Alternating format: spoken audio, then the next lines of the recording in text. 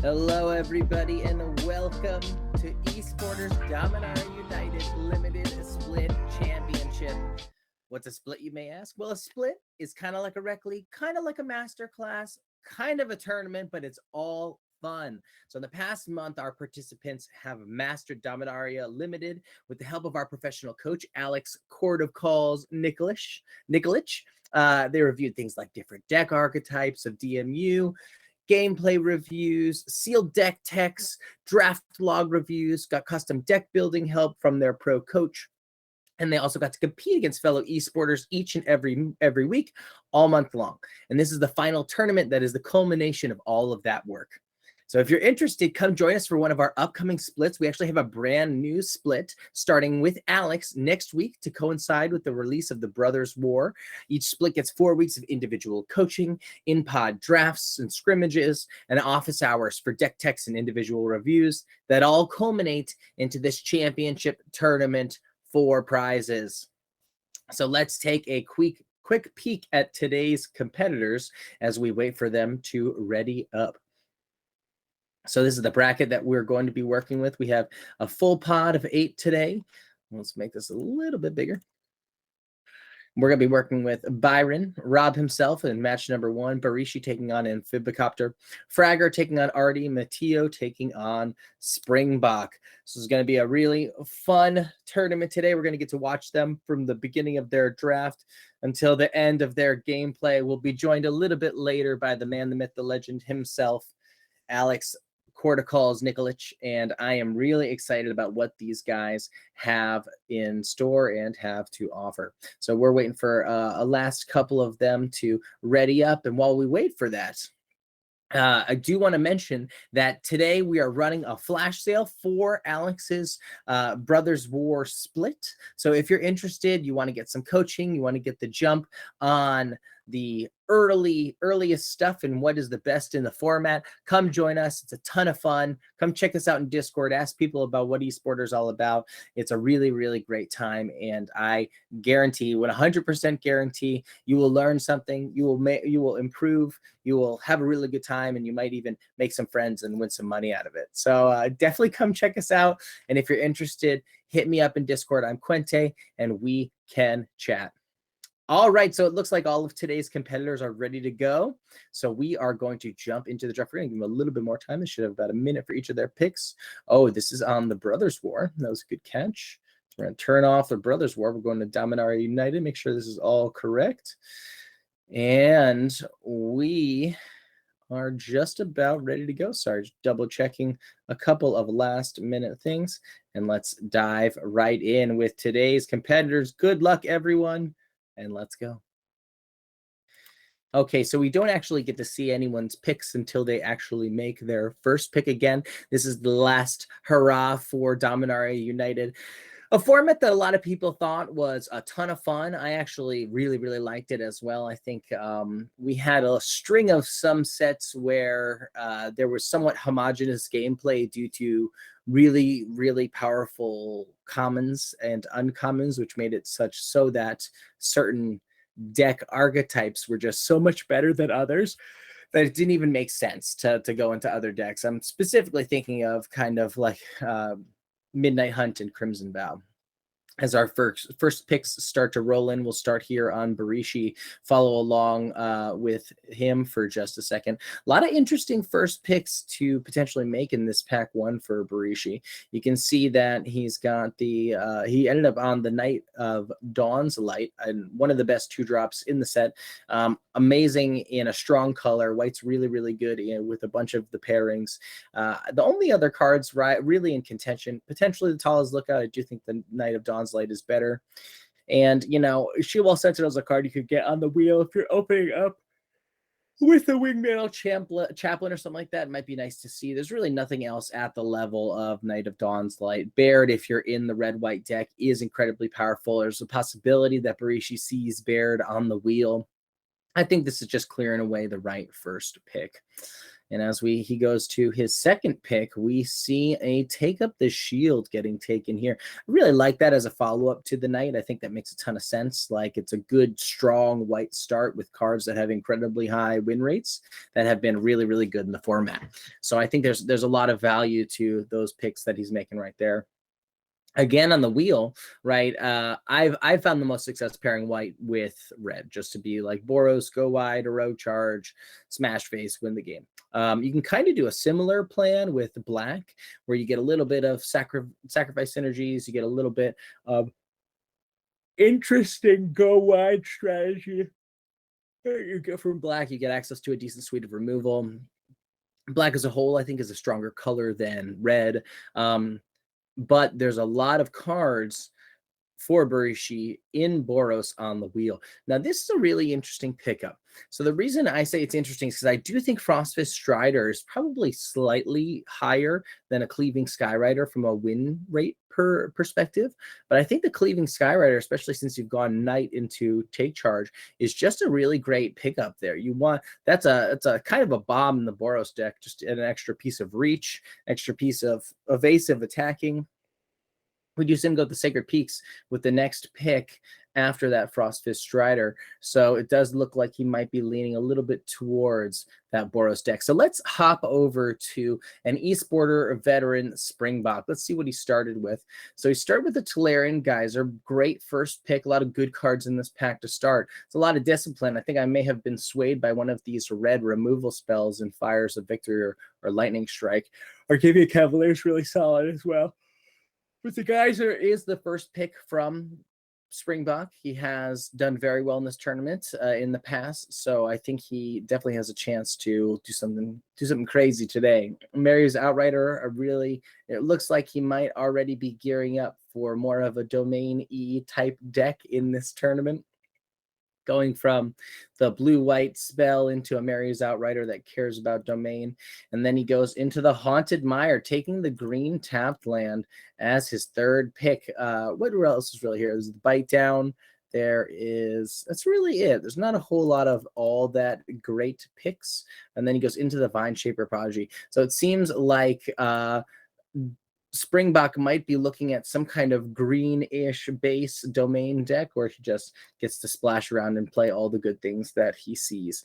A lot of decent early game coming to him with the double Vine Shaper Prodigies, the Iconoclast, some definite interesting Domain shenanigans already getting started here by Springbok. I really like it. I think that'll be a fun deck. Top a couple seats over. Let's see what Rob is going on. So Rob opened up a Valiant Veteran as well as a Bortuk. Very strong first pack for Rob here. Excuse me. A couple of options with the Bortuk and the Valiant Veteran. Choose the Veteran into a Wingmantle Chaplain. That's pretty good. We'll look later and see what was passed there by Matteo to Rob. Cavalier, good strong white start. Doesn't want to stick with white with the sleeper, chooses to go to red with the Keladin Strike Team. I do think the sleeper is a reasonable pickup here. But we see potentially a move towards more of a Boros build. Then he does get the pick 7 Baird. The pick 6 Baird into the pick 7 Keldon Strike Team. And if I'm Rob, I'm probably locking in pretty nicely into this Boros deck, which I think he might be thinking as well. Definitely some good solid cards, some decent soldier synergy to start, some fine soldier synergy to start. Now that we've seen all the soldiers coming out of DMU, I'm definitely interested to see if a white soldiers deck can kind of make its way into standard based on all the support it's gotten from Brothers War. All right, so let's move from Rob over to Artie. So let's go back to Artie's first pick. He takes the Tolarian Terror first pick. There's a lot of interesting cards here. I think that is totally a reasonable first pick and a good one to build around. Then he goes Terror into Destroy Evil. I think maybe had I taken the Terror, I would look at the Strider, but I do think Destroy Evil being one of the most powerful removal spells in the format makes a lot of sense. Knight of Dust Shadows, a really good pickup here. He's kind of got 3 colors, so he's all over the place a little bit, but another Tolarian Terror, and at this point, I might be looking to build towards some kind of either blue-red spells or black-blue controlling deck. Does take the Impulse here. I like that a lot. Fires of Victory, also a potential pickup. Coral Colony is one I might be interested in. If I know that I'm going towards this later game deck, I really do think that I would have been interested in that colony at 6 there. 7 takes the Academy Wall into a Shield Wall Sentinel. Yeah, and then he's probably kicking himself for not having taken that Coral Colony after he gets that almost on the wheel Shield Wall Sentinel. Illusionist, and it looks like a blue-white build is coming in here for Zachary Ardy. All right, on to pack 2. And Zach passes a Quirion Beast Caller. So let's jump back up. So we were watching Barishi to start. Let's take a peek at Amphibicopter, see what he's doing. So he opened with a Phyrexian Missionary into a Shadowrite Priest. Very interesting. Does get a little bit of Cleric synergy right off the bat. So he goes into the Shadowrite Priest, into the land. I think that, yeah, that's totally a reasonable pickup there. Into back-to-back lands. Interesting.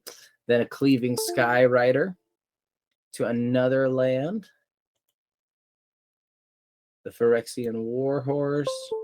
Bone Splinters. Samite Herbalist. Battle Rage Blessing. Bone Splinters. Okay, it looks like Amphibicopter is still kind of figuring out his lane here a little bit. The Anointed Peacekeeper into a Knight of Dust Shadow are really nice pickups for this white-black deck. I think he's really going to have to find something. Wow, this funny enough, this Shadowrite Priest is actually getting a good amount of synergy with the rest of the deck that he's building so far. A couple of Clerics in this pile, a couple of fine pieces of removal. Picks up an Essence Scatter with a few other options. Into a Take Up the Shield. I think if the quality of the cards in the deck can be good enough, this deck can be okay. But right now, I think it's still figuring out its plan. Okay, let's skip over Springbok. Let's head over to Matteo and see where he is at. So it looks like we can actually follow along with the most recent picks. All right, so it looks like there might be a little bit of taking the best card and chaos right now for Matteo. I think he's still kind of finding his lane here, as it looks like he's taken what seems to be the good cards in the pack. It does look like he might be building towards a domain build with a bit of a green base, green-white base, potentially splashing blue. I could totally see that. But yeah, I think he still has a bit to come together before the L is going to be said and done. Okay, a lot of interesting builds, people trying to find their way. As we move over to Byron, we see maybe a green-blue, maybe green-black, splash white, green-black, splash white-blue. We will see. It definitely looks like he's looking for paths to give him access to play his strongest cards. I definitely think Salvaged Mana Workers definitely playable in Sealed, and then pretty much playable in Draft as well. Interesting pickups here from Byron, so I'm excited to see what this deck shapes up to actually look like. Okay, so let's move over to who haven't we taken a peek at yet? I think we have not taken a peek at Frank Fraggart. It looks like he's getting quite a little streamline. Ooh, Astor going full wheel around the table. If I'm in that Boros deck, I think I'm 100% interested in picking that up. Granted, you're never going to get its battle cry. It's enter the battlefield effect to work for you, but it's ultimately something that is a 4/4 for 4 that is gonna put pressure on your opponents. So I am a strong proponent of, if you can see that late in the draft, that is one of the best 4-drops you're gonna get in your Boros deck. So it's just a decent body to pick up that can kind of keep pushing damage for you. So we see a bit of a consolidated plan here from Fragger. It looks like he's got a pretty nice green-black build going with a little bit of domain synergy. Ooh, to play Tatiova, to get kickers going, and has some domain with the territorial Maro for a domain payoff. So it looks like it's a little bit lacking in power at the moment. I think he might have trouble drawing through his deck. He might have trouble kind of winning games. Doesn't seem to be very much removal to deal with your opponent's threats. So bite down. There's the bone splinters. Yeah, so black-green still come together, but without some of the rares, black-green might be a little bit underpowered, and we will see how Fragger builds this bad boy out through the rest of the draft. It looks, I would say it's nice that he has the consolidated colors to better understand what he's looking for. And to start pack 3, let's head back over to Springbok, we were watching earlier, who is building a bit of a domain pile and picks up a Bortuk here to start pack 3. That's a really nice pickup for him. He also wound up in a bit of a green-black base, splashing around for a couple of strong cards. The War Leech is interesting. We've now seen it in the final builds for a couple of our participants here. The War Leech is one to me that, unless I have things like a couple of the Urborg repossessions, let's say have something like the Cruelty of Gix, or maybe the Urborg Lurgoyf, a good pickup with the Extinguished Delight. I haven't. I've had a tough time really getting the value out of the Monstrous War Leech, but if I'm sure that he's thinking, hey, maybe I'll get this Magnoth Sentry on the wheel. I would rather play something like a Magnagoth Sentry, to be totally honest. But like when you're in a pinch, the War Leech can do a fine impression, if not a little bit better impression. In this deck, it looks like it will more often than not be a 3-drop, a 4-mana 3/3. But if he can get a little bit more to help him out at the higher end, I think that this could be pretty solid. Yes, it's looking good. Looks like he's going to have a lot of ways to get through his deck to fix and play his best cards. And I like what he's building with some of these land pickups as well. So Springbok looking like he's in good shape. Let's see. Let's try and figure out who's built the strongest deck to this point. All right, Matteo is still kind of working through exactly where he wants to be, I believe. He's got a lot of purely powerful cards. It looks like there might be a green-blue base splashing a little bit of triple Niall. That's a good card to have in your 4 slot. Probably needs a little bit more from the lands side of things in order to enable some of his domain payoffs. But it looks like that green-blue base is going to at least afford him a deck that will function. So Matteo is doing a little bit of the domain payoffs as well. Let's hop over to Barishi. He was looking at a pretty spicy Boros build. I think we had 2 Boros decks. We'll try and go from one to the other and see how they're doing.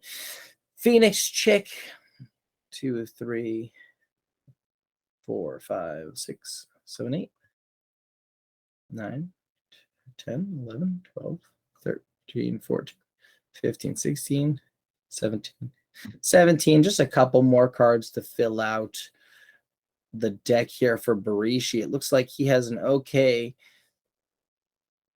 Boros deck, but it seems like he might be missing the final piece here, which would be a heroic charge.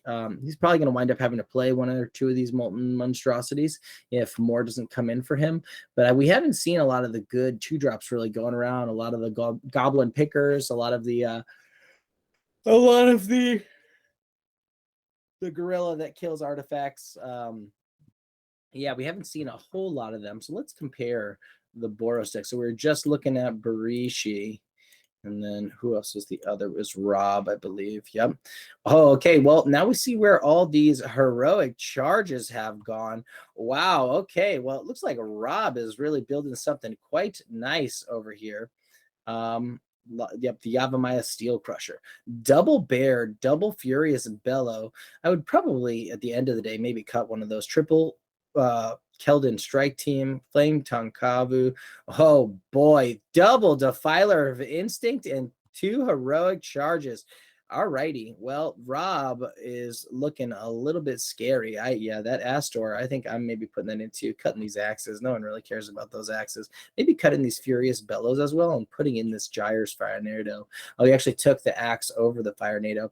The thought there is that right now he actually has 1 piece of removal, which is pretty scary, right? You have ways to win the game, but if you don't have ways to 2 pieces of removal to interact with your opponent's things, like this is Gyre's Fire Nado is not good, but it is perfect for what he needs right now. He has no 5 drops. He could really use another piece of removal, and it's in my opinion, it would have been perfect to scale. You have the -2, so kill the 2 toughness, kill the 3 toughness, kill the 5 toughness, like push through. I think that was probably the last piece that maybe got a little bit overlooked, and it doesn't look like there's something in the sideboard to help deal with any threats.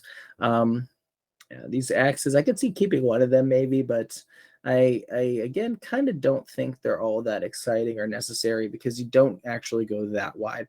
Tossing it on a Coalition Warbrute's nice, giving the Defiler a bit more power is nice, but that 2 equip is just too expensive when you're looking to kind of hit the ground early, turn cards sideways. This is definitely a 16 land, in my opinion, type of deck. One of these Furious Bellows I think I'd take out as well. But I like this. This is looking like a good deck from Rob here. He's probably going to have something pretty spicy. I also think both of these Boros decks kind of left to their own devices have wound up being pretty solid. To me, it does look like Rob may have taken advantage of more of the red rares getting passed to him. And that's it, ladies and gentlemen. We have wrapped deck building. So we are going to quickly take a break while we share the deck list with all the participants, get them into their first matches, and then we will be right back in about 5 minutes with gameplay for today's championship tournament. All right, welcome back to the Dominaria United Esporter Split Championship. If anyone's curious what a split is, it's kind of like a rec league, kind of like a master class, kind of a tournament, but it's all fun. We have 2 of our competitors here. Ooh, the no lander and then the all lander. Not great starting hand for Byron, but he did tell us before we started the stream that we should brace ourselves. So I am ready for some shenanigans. Looks like Rob is, Rob, we were actually looking at his deck before we took the break, and he is on quite a tight, streamlined, who gets that good land pickup. He's going to have a if he gets one more land, it's probably good game for game 1 for Rob. But we were looking at his deck, and it is quite a good looking Boros streamlined aggro deck. Has double heroic charge, has double defilers, Astor, solid 2 drops. The only thing he truly is lacking is interaction with his opponent's stuff. At one point late in the draft there, he actually passed on a Gyre's Fire Nado in favor of a Vanquisher's Axe. And in my opinion, that would have been maybe the last thing to make this like a championship winning deck list. I found Boros to be extremely powerful against the decks that like to do the slower, more dirtily things. And granted, of course, he didn't know this while the draft was happening. There were a lot of people focused on those domain, slower, more dirtily things.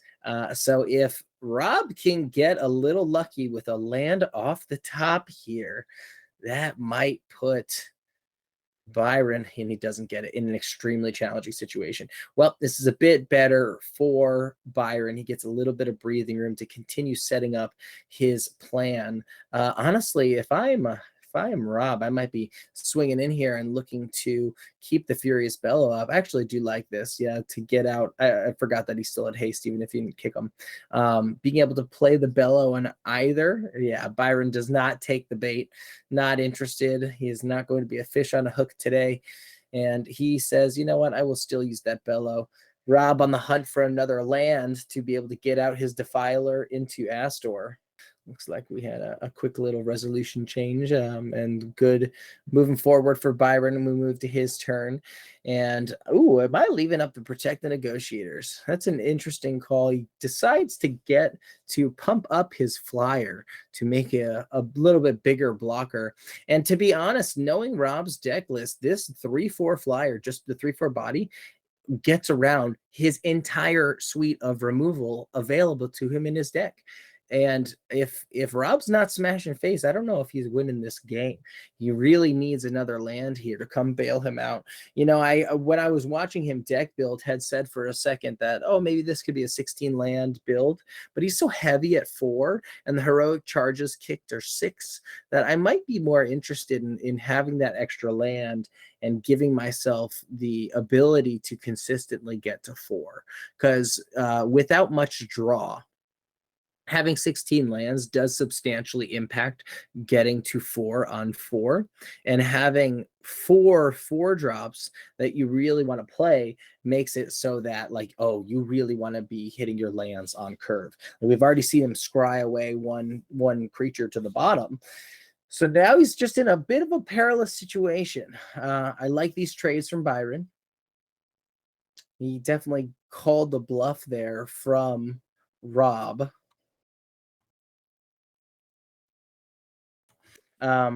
I like those blocks from Byron. I think that was the right call.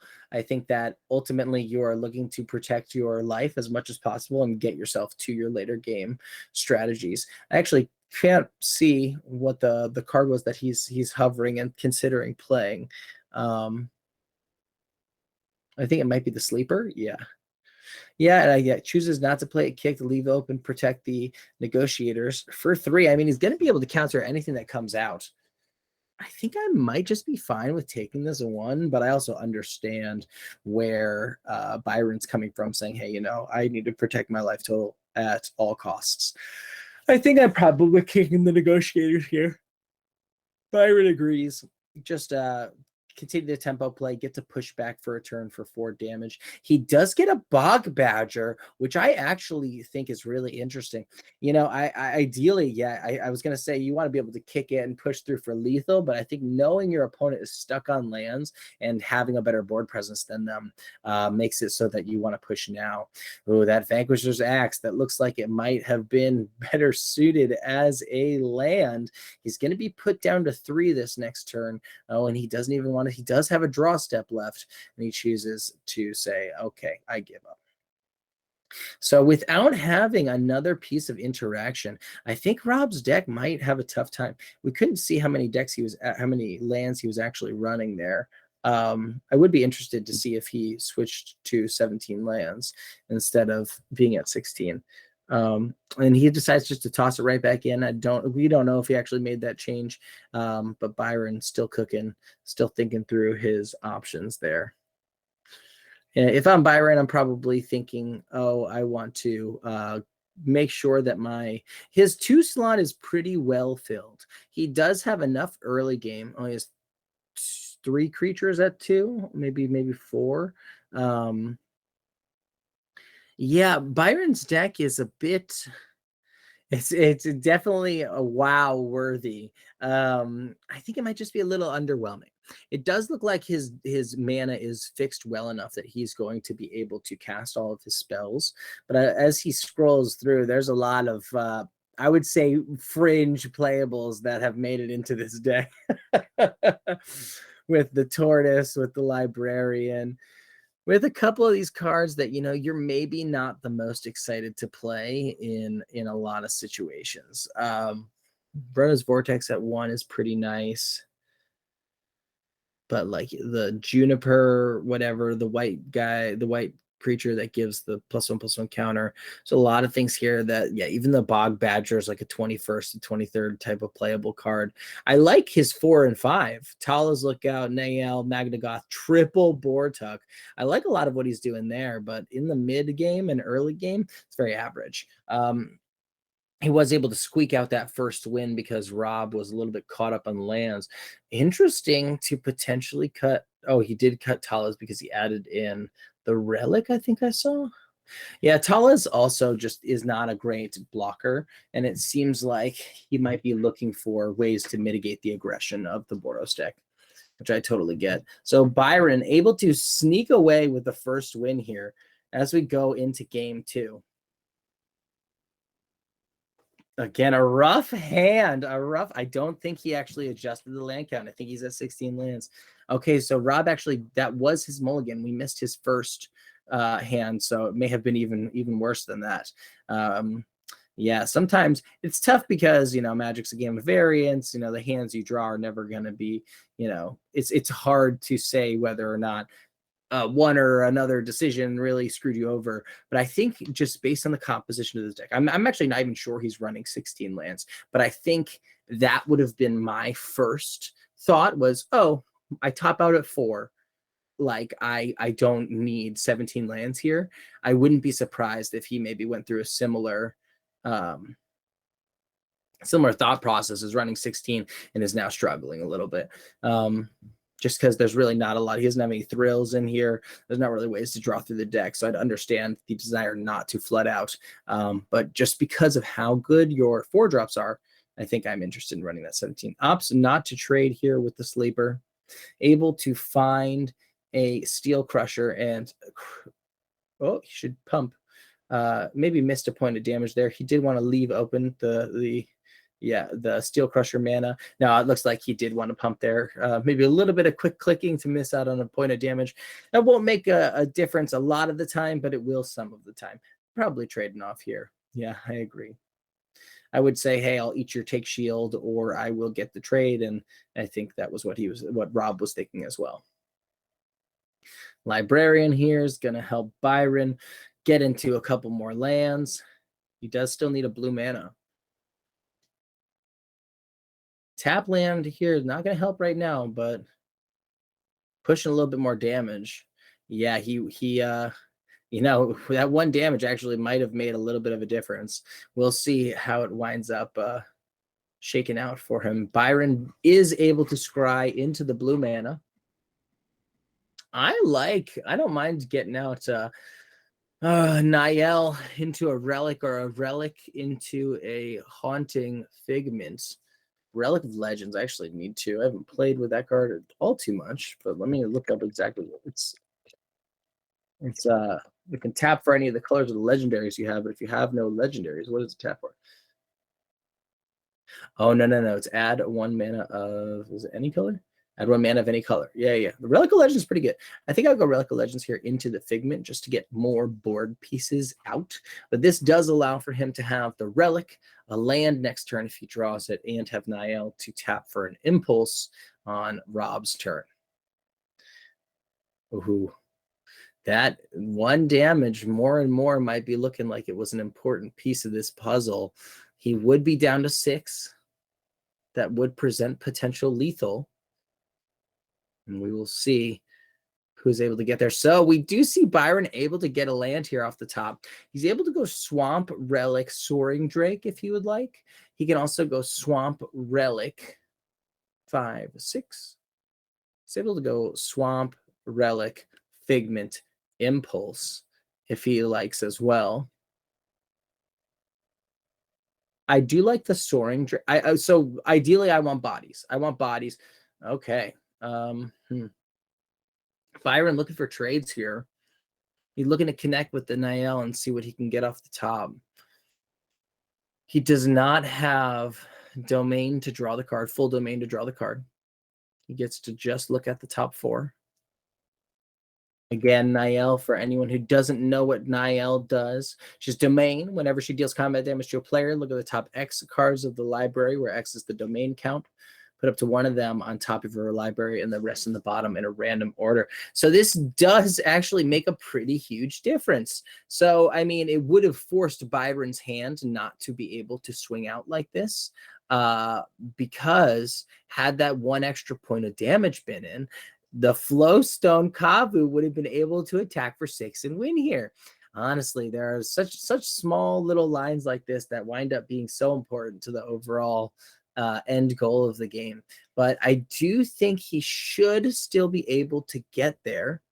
He's in a somewhat perilous situation with 4 damage from the sky. Had he played the Haunting Figment and left up Impulse, he would have been able to potentially, or not left up Impulse. He would have still swung with Niall, but had he left up Impulse, played Figment, he wouldn't have been able to play the Drake. He could have played Drake and Figment and left Impulse out. That was the play for Byron. Byron had lethal here. Had he gone left up Niall not to attack, played Relic in land, then played Niall, then played Figment and Soaring Drake. And then this turn he would have the 3 flyers, Figment, but his opponent would be at 8 because he wouldn't have attacked with Niall. Actually, he could have attacked with Niall. Yeah. That would have been it. He would have just had to go Relic, Drake, Figment. Not out of it just yet.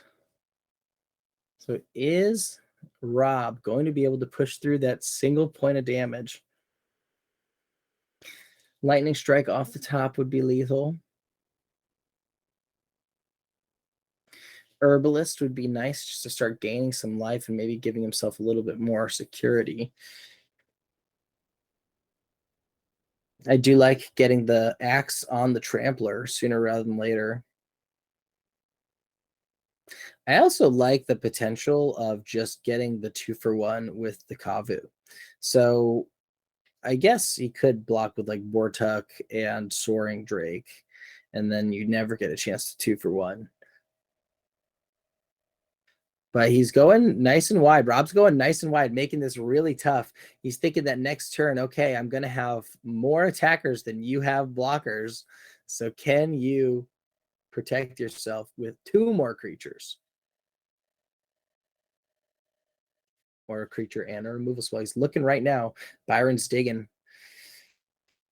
He might. Oh, okay. So he does see a creature off the top. He does get the Magnagoth Sentry. He is able to cast 2 creatures here in both. He could go Sentry and Figment, give himself 2 blockers. Oh, he needs 3 blockers. He actually needs 3 blockers because of the menace on the Kavu. So he has 7 to 5. He needs 8 in order to block them all. Okay, so this is actually game for Rob if Rob sees the swing out next turn.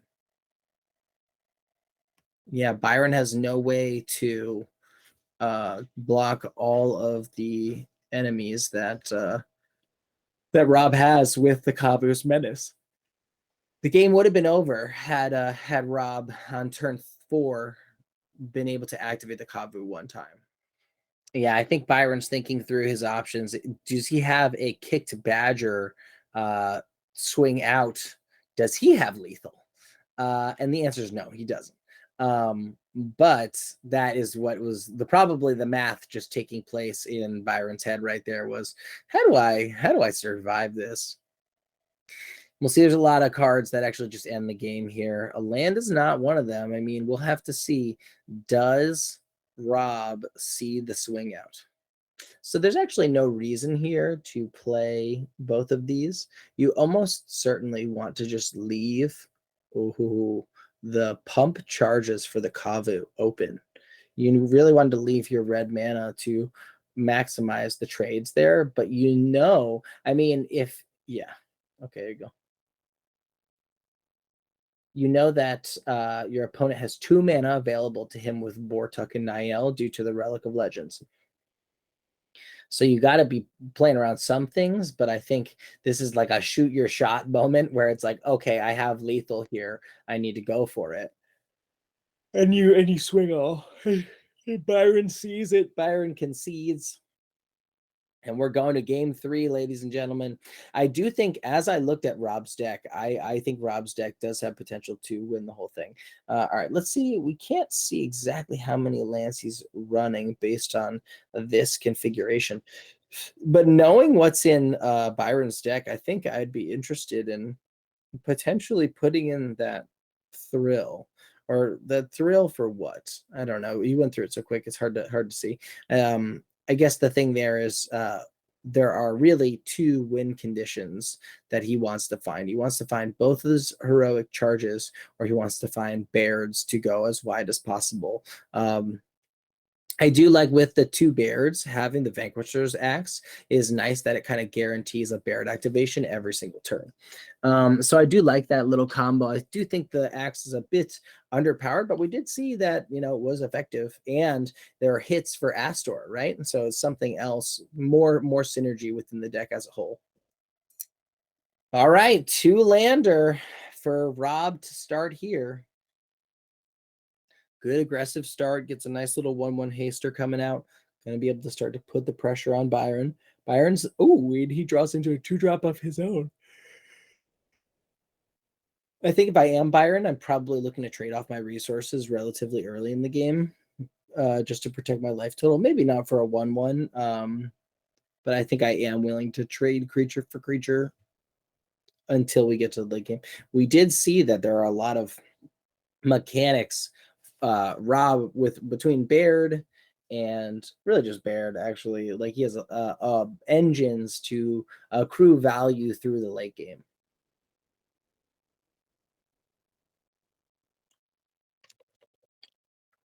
This is pretty sick looking curve here from Rob.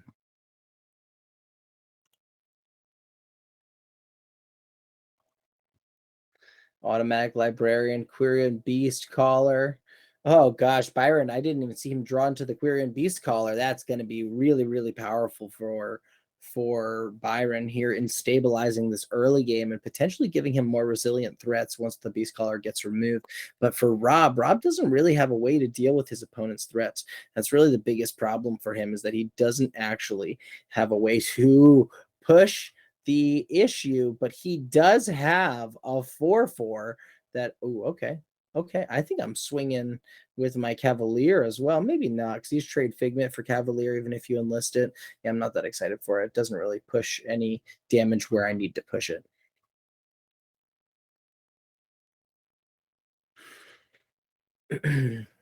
I like the Rager here. I also like getting the Relic online and leaving up the Impulse. Just the earlier, the sooner you can get another game piece that helps you ramp out to other spells, the better.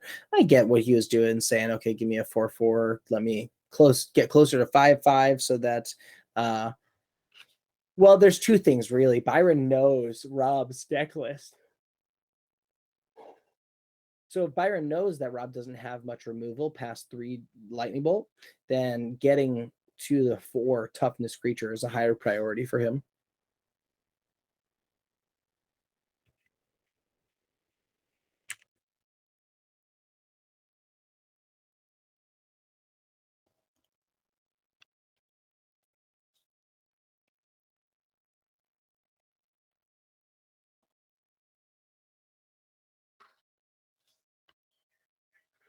Okay, Astor whiffs here. It's a good board state for Rob. This is really what I was envisioning when I was talking about how solid his potential deck could be. It was something like this, where it's like, oh wow, you get to go super wide, you get to close the game out with a heroic charge. Honestly, if he gets a land here, I'm probably smashing in all in. Well, now you get to go yeah, I'm probably going Baird into Steel Crusher the next turn, praying we get a land, and beautiful. Praying we get a land and going for the heroic charge. It does look like this is a bold attack all. He's leaving up the heroic charge for this turn. He wants to try and end it.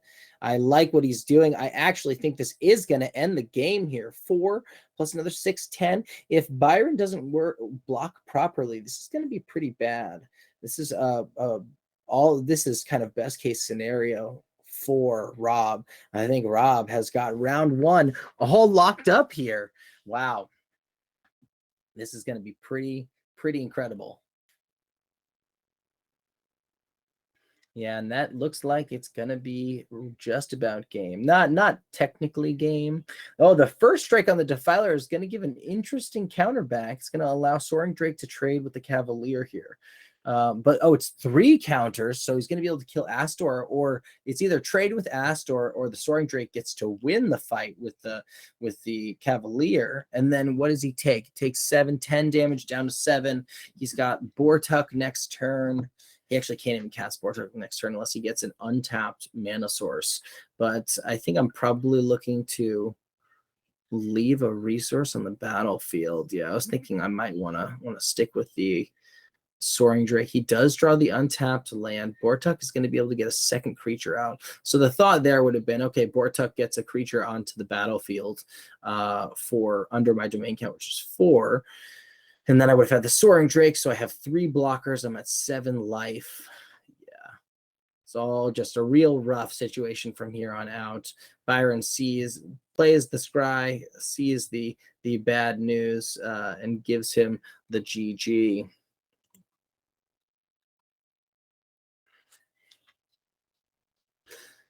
Rob is about to have the right-click attack all. And this should just about do it for round 1 at the Esporter Dominaria United Split Championship.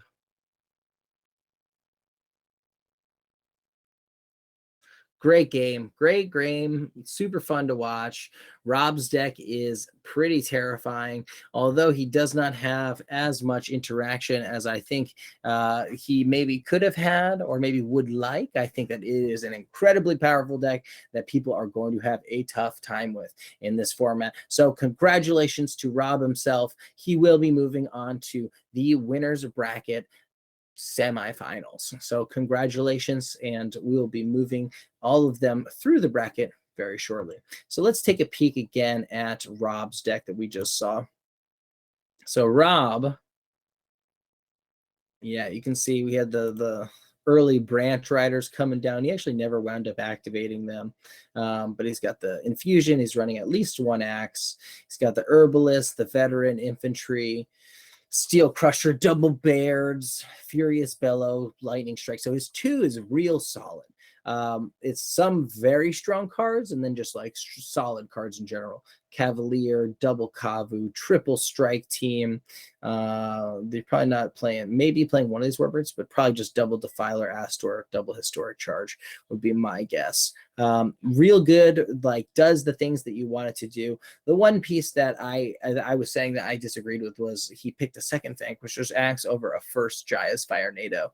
And when I look at the suite of Flowstone Infusion, Lightning Strike, and a Jaya's Fire NATO, I think that does enough what you need it to do in like a in-pod play tournament where you're kind of looking to be able to deal with any threats, and then you have 2 win cons alongside your Bairds pumping out tons of tokens. I think Rob has a real interesting run here to make in this tournament. And actually, he was passing on his left was Byron, who we just got to see with his domain deck. He saw we saw he had the Runner's Vortex, the Shore Up, Sleeper, Figments and Root Weavers, the Quirion Beast Caller, 1 or 2 of the mana workers, Impulse, Protect the Negotiators.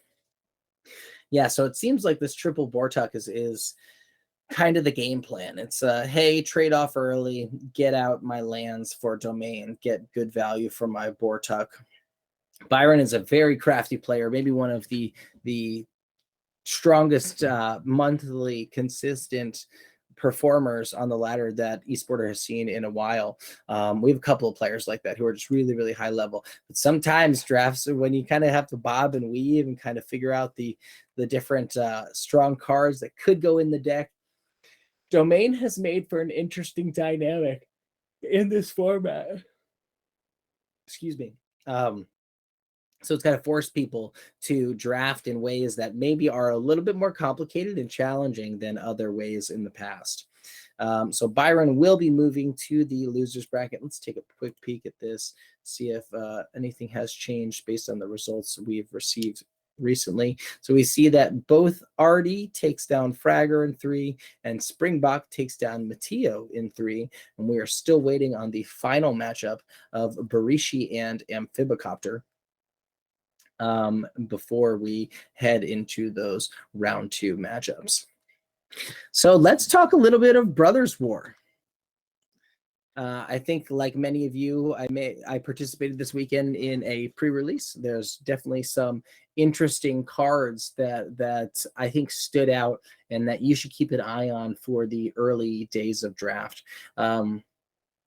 I think if any of you have gotten to watch our coach Alex Nikolic Court of Calls, his kind of draft overview, I think he kind of hit the nail on the head with some cards, some overperformers that I noticed were pretty strong. The 3/4 in the air from the Aeronaut Cavalry is pretty good, and if you get that 1/1 counter on one of your soldier tokens, it winds up being fine. It kind of turns the 1/1 into a more relevant blocker. I was happy with it. I didn't think it was completely overpowered or anything. The Chaplain is incredibly strong. I think making a 3-mana 2/2 flyer does wind up being great in most situations. Disenchant, I was happy in a pre-release pile running it as almost as like strictly as removal, which is the crazy thing at how well it mimicked like Doomblade, like just destroy target creature kind of thing. Lawrence is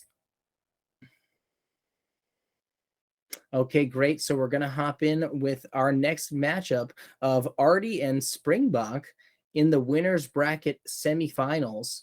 Excited to kind of see what these guys have cooking. They're going to be Artie is running a white blue kind of a white blue wall/flyers deck, maybe running a couple of other lands to potentially kick his Archangel of Wrath. Oh, triple Tolarian Terror. Wow.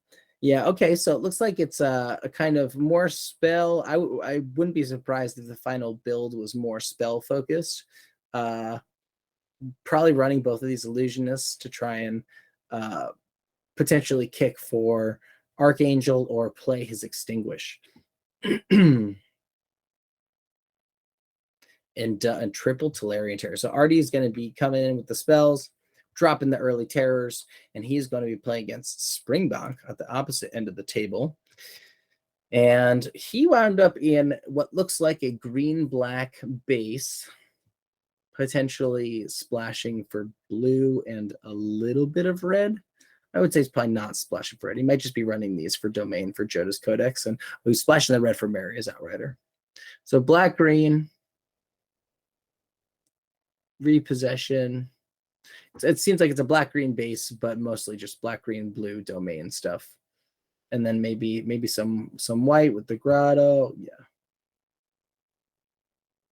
Black, green, blue base, domain with a little splash of red and white for kicker costs. But we're going to head into round 1 here.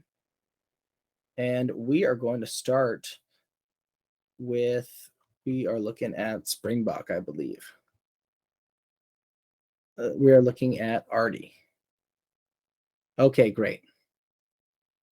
Awesome. Watching from Artie's point of view, and we see that he opens up with a pretty decent starting hand. Maybe would like to get a land here, and he does right off the top. So Artie is going to be looking pretty good. Pretty strong opening hand from Springbok, too. It does look like he had to take a mulligan. Potentially 2 mulligans? It looks like he had to mold a 5. Brutal. We missed what those initial mulligans were, but that's too bad. He is going to be able to kick this Yavimaya Iconoclast here and get a nice big attack in. But Artie is going to do his absolute best to pump the brakes. I would probably get wants the wall. I like it. To help him draw through more of his deck. I think that makes a ton of sense. You really want to go find your Archangel of Wrath as soon as possible. A little bit of bait here. Artie says, yeah, sure, let's do it. Springbok saying, why not? If he lets in 3 damage, that's free damage. Okay, Springbok is able to draw into and extinguish the light. Doesn't yet have a single black mana source to cast those, but he does have the Pixie Illusionist to at least cast the Rager if he wants to. He could also, he needs to flip one of these forests into a plains in order to kick this geyser. But it looks like he's going to kick the geyser for the, I would assume the lookout. Maybe he does it on the wall so that he could potentially trade. Yeah.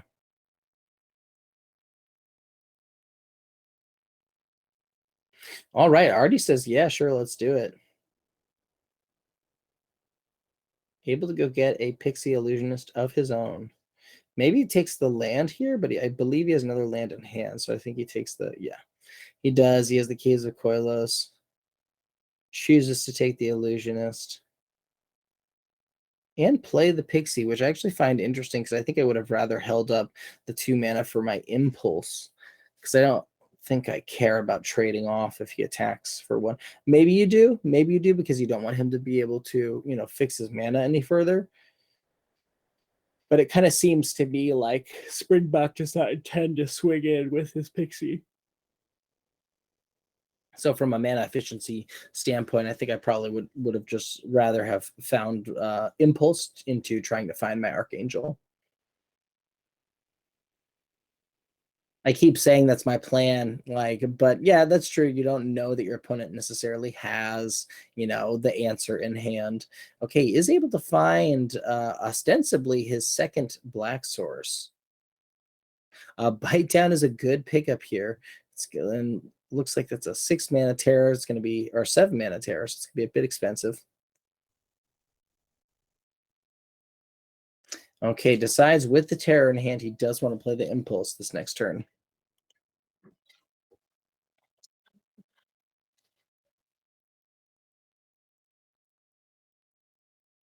Gets out the Iconoclast again. The full send. Getting in 3 aggressive damage. Going to be able to impulse. I think I'm almost certainly drawing the card here. Ooh, I'm tossing this. Oh, I keep that. I think I tossed the stall for time. Oh, what a 4 to see. The negate is a incredible pickup because he's going to be able to shut down this extinguisher, the bite down from happening. I also don't even hate this sleeper coming in because you're able to kick it and leave up negate. Heck yeah, I'm in. Okay, chooses not to, which I think maybe is the thought is like a kicked stalled for time here. Yeah. Yeah, I think I'm drawing again. Give me the Archangel. Tossing this interference. Yep. Artie and I are on the same page. These Talarian terrors are getting more and more terrifying by the second.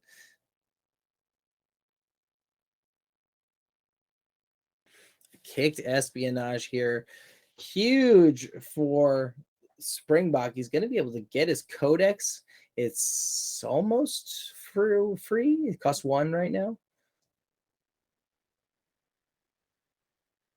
This take charge might be absolutely huge. Oof, the auto tapper did him dirty. Oh, no, it's okay. Oh, it's all right. I think I may have missed what the negate was spent on. Oh, he discarded it. Yeah, he doesn't know, right? You don't know exactly what's in your opponent's hand. So it's like, yeah, the negate was a bit of a risky toss, in my opinion. I think maybe I would have rather gotten rid of something like the sleeper or I think the negate is just one of those really high impact plays that now you've landed 2 terrors. The only way you lose now is if they're able to remove the terrors. Knowing that the single terror was in our hand 2 turns ago or last turn, whatever, when he played the Phyrexia and espionage, I'm more interested in hanging on to like a negate. I guess the take of the shield does a good negate impression. I think they're both fine. I actually think I maybe would have wanted to keep both and toss one of these creatures. It's a great pickup with another Talarian Terror coming in. This is probably a swing with the team moment. Yeah.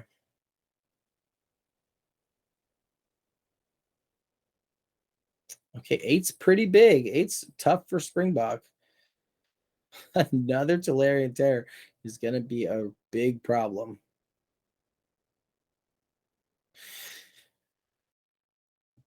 I don't hate that, but yeah, I was gonna say, do not kick that, right? You got to make sure this take of the shield is able to protect one of your terrors, or essentially act as a removal spell. And it looks like, okay, he's not giving up just yet. The Codex is interesting, but I think you have to leave the bite down in order to be able to like potentially win this game. It doesn't have any death touch. Who the Essence Scatter is a pretty okay pickup. It's going to be great against the Bortuk, but this is kind of looking like game. At least over 2 turns, it's looking like game. Yeah, I don't think there's much you can do to avoid. I think you're happy with the rest of this. The rest of this looks pretty good to me. It's kind of like, yeah, let's let it all go through. I think you're in a position where you want your opponent to blink first. And so Artie really wants Springbok to do something, to like cast his bite down and then to cast Take Shield in response. Because now it's next turn, it's lethal no matter what. Yeah, and Springbok will probably just, I would say he would scoop, but I guess because your opponent has your full deck list already, you're not necessarily concealing any more information. I would not draw here. Yep. And then Springbok says, yeah, I see the writing on the wall. Artie takes game 1. Really interesting game from both of our contestants here today. That was fun one to watch. It looks like Springbok's deck might be focused on, it seems like there's a little bit of the domain shenanigans he's able to work with. Codex, able to draw through a bunch of his deck, get to some removal. I think part of the problem that I envision Springbok running into is just there's no power scaling. He didn't get any of the big threats to like end the game.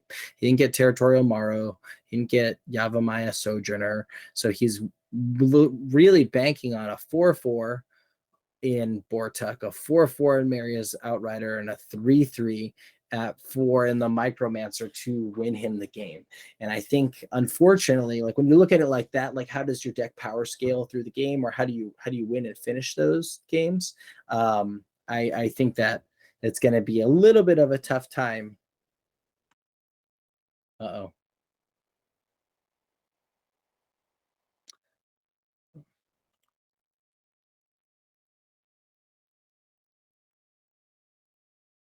Hey, sorry to crash.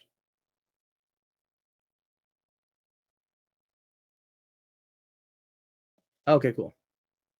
All right, we are back. Or I am back. And it looks like we have a fast start out here to the game.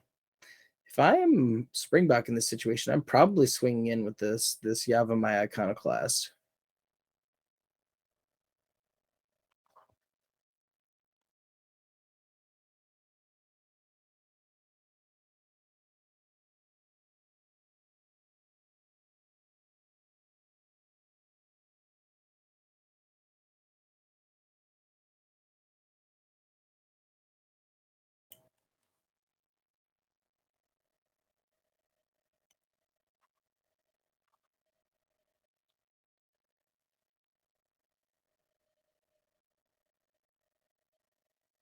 All right, here we go.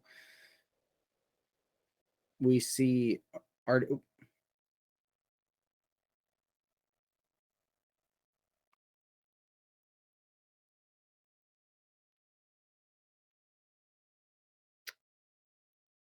All right, Pixie Illusionist.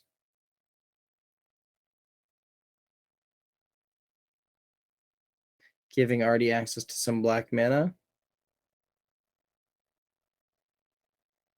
Able to play out the Kicked Illusionist.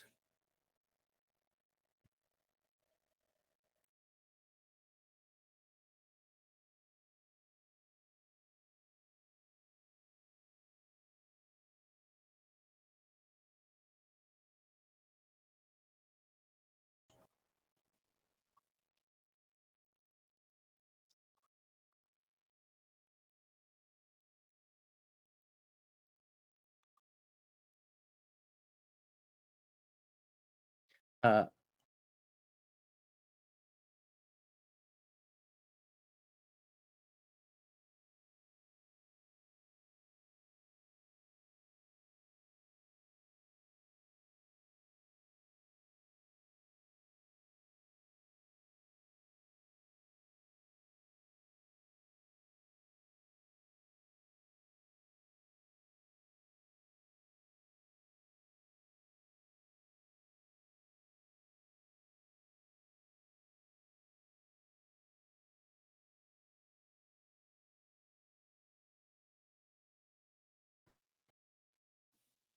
All right, we see Artie here taking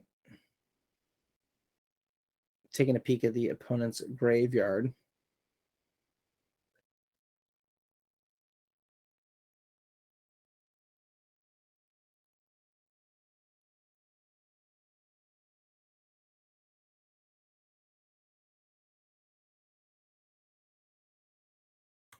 Artie won a real quick second game there.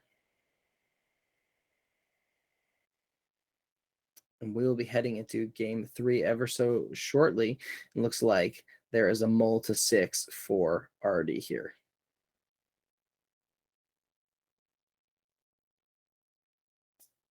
Springbok able to take game 2.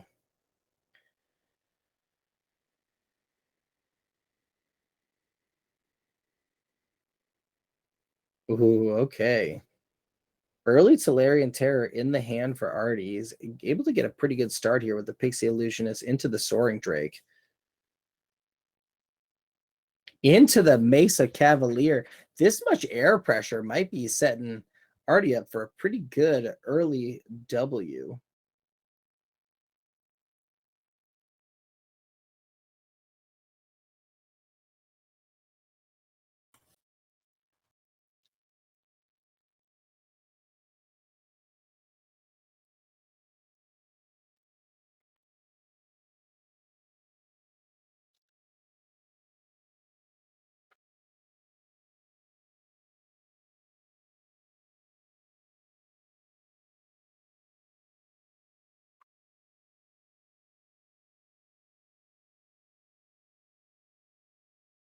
All right. It's a pretty good setup. This snare spinner is going to be surprisingly obnoxious for Artie to be able to push through. Just because you don't get to trade with your flyer with the spider, just kind of gets to sit there forever.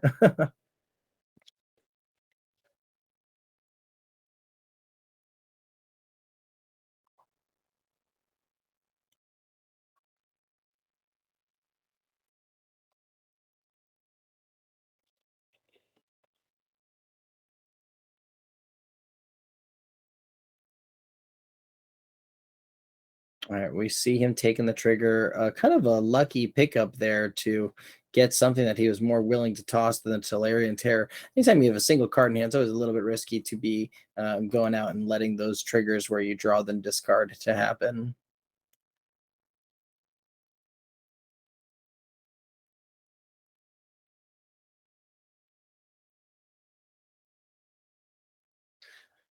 Yeah, the snare spinner acting as such an obnoxious bump in the road. Honestly, with the take with the heroic, or excuse me, the intervention in hand, I think he is able to, or the take up shield, excuse me, with the take up shield in hand, he's able to potentially protect himself from one of these snare spinners. But Springbok has got the answer with the instant speed bite down. So I think there is a bit of risk into attacking into snare spinner. So funny that this little 2-drop is going to allow Springbok to accrue whatever advantage, as much an advantage as possible. Springbok does know that he has the Maria's Outrider on the top of his deck.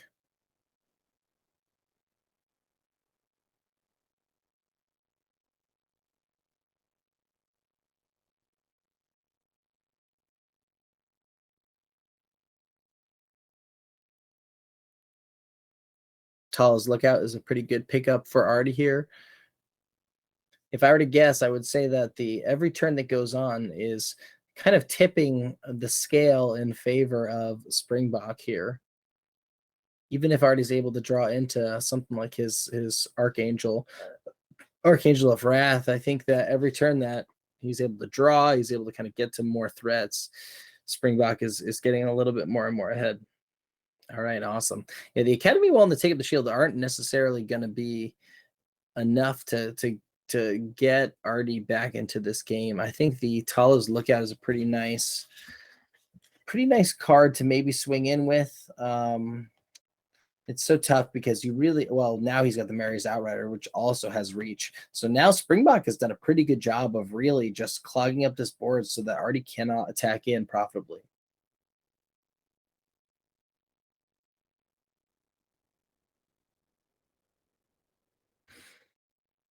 Yeah, this is going to be rough for Artie as Springbok gets more and more of an advantage every turn that goes by.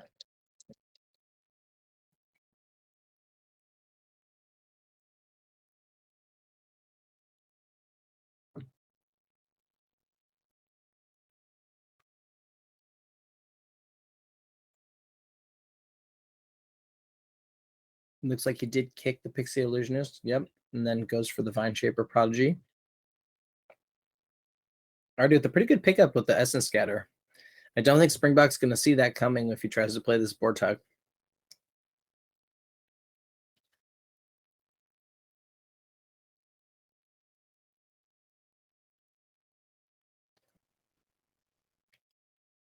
Already seeing a bit of a shields down moment. Tossing the Tolarian Terror, that's heartbreaking.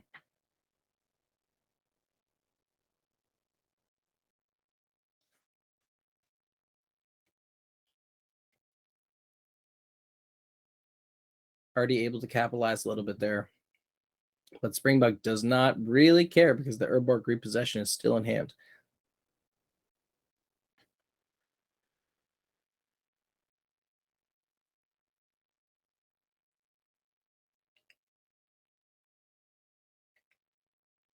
I actually think, knowing that I have 5 lands, I think I would have taken one of those draw discards to cycle through and to toss a land.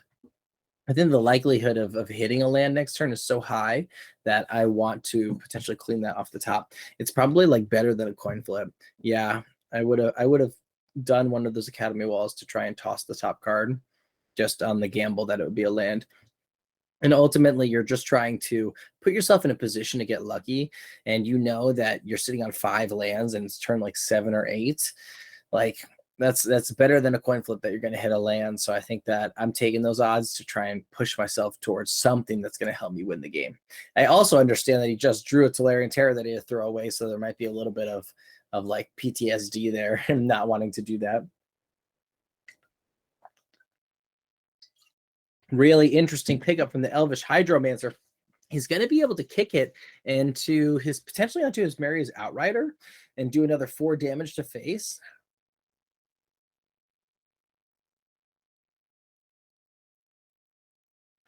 Ooh, I like the combo here coming in from Springbok, bouncing his own Mary's Outrider. Honestly, well, it looks like he could have done it twice with the Academy wall and it would have worked out. I almost certainly would have done it once. Twice would have been a bit bold, but I think that in this position where your opponent has a full grip of cards, a Jodas Codex, they're getting through their whole deck against you, you got to go for whatever the bold plays are. Yeah, this is probably going to be game for Springbok.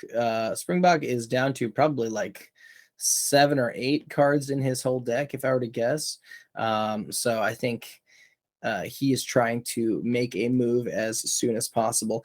Gross. He sacrifices the Maria's Outrider, knowing he doesn't have full domain, but he does get the Outrider back to his hand to be able to cast it again next turn for another 4, bounce it back with the Geyser, cast it again, copy it with the Hydromancer. It's game. Granted, it takes 2 turns. It's still going to be game for him.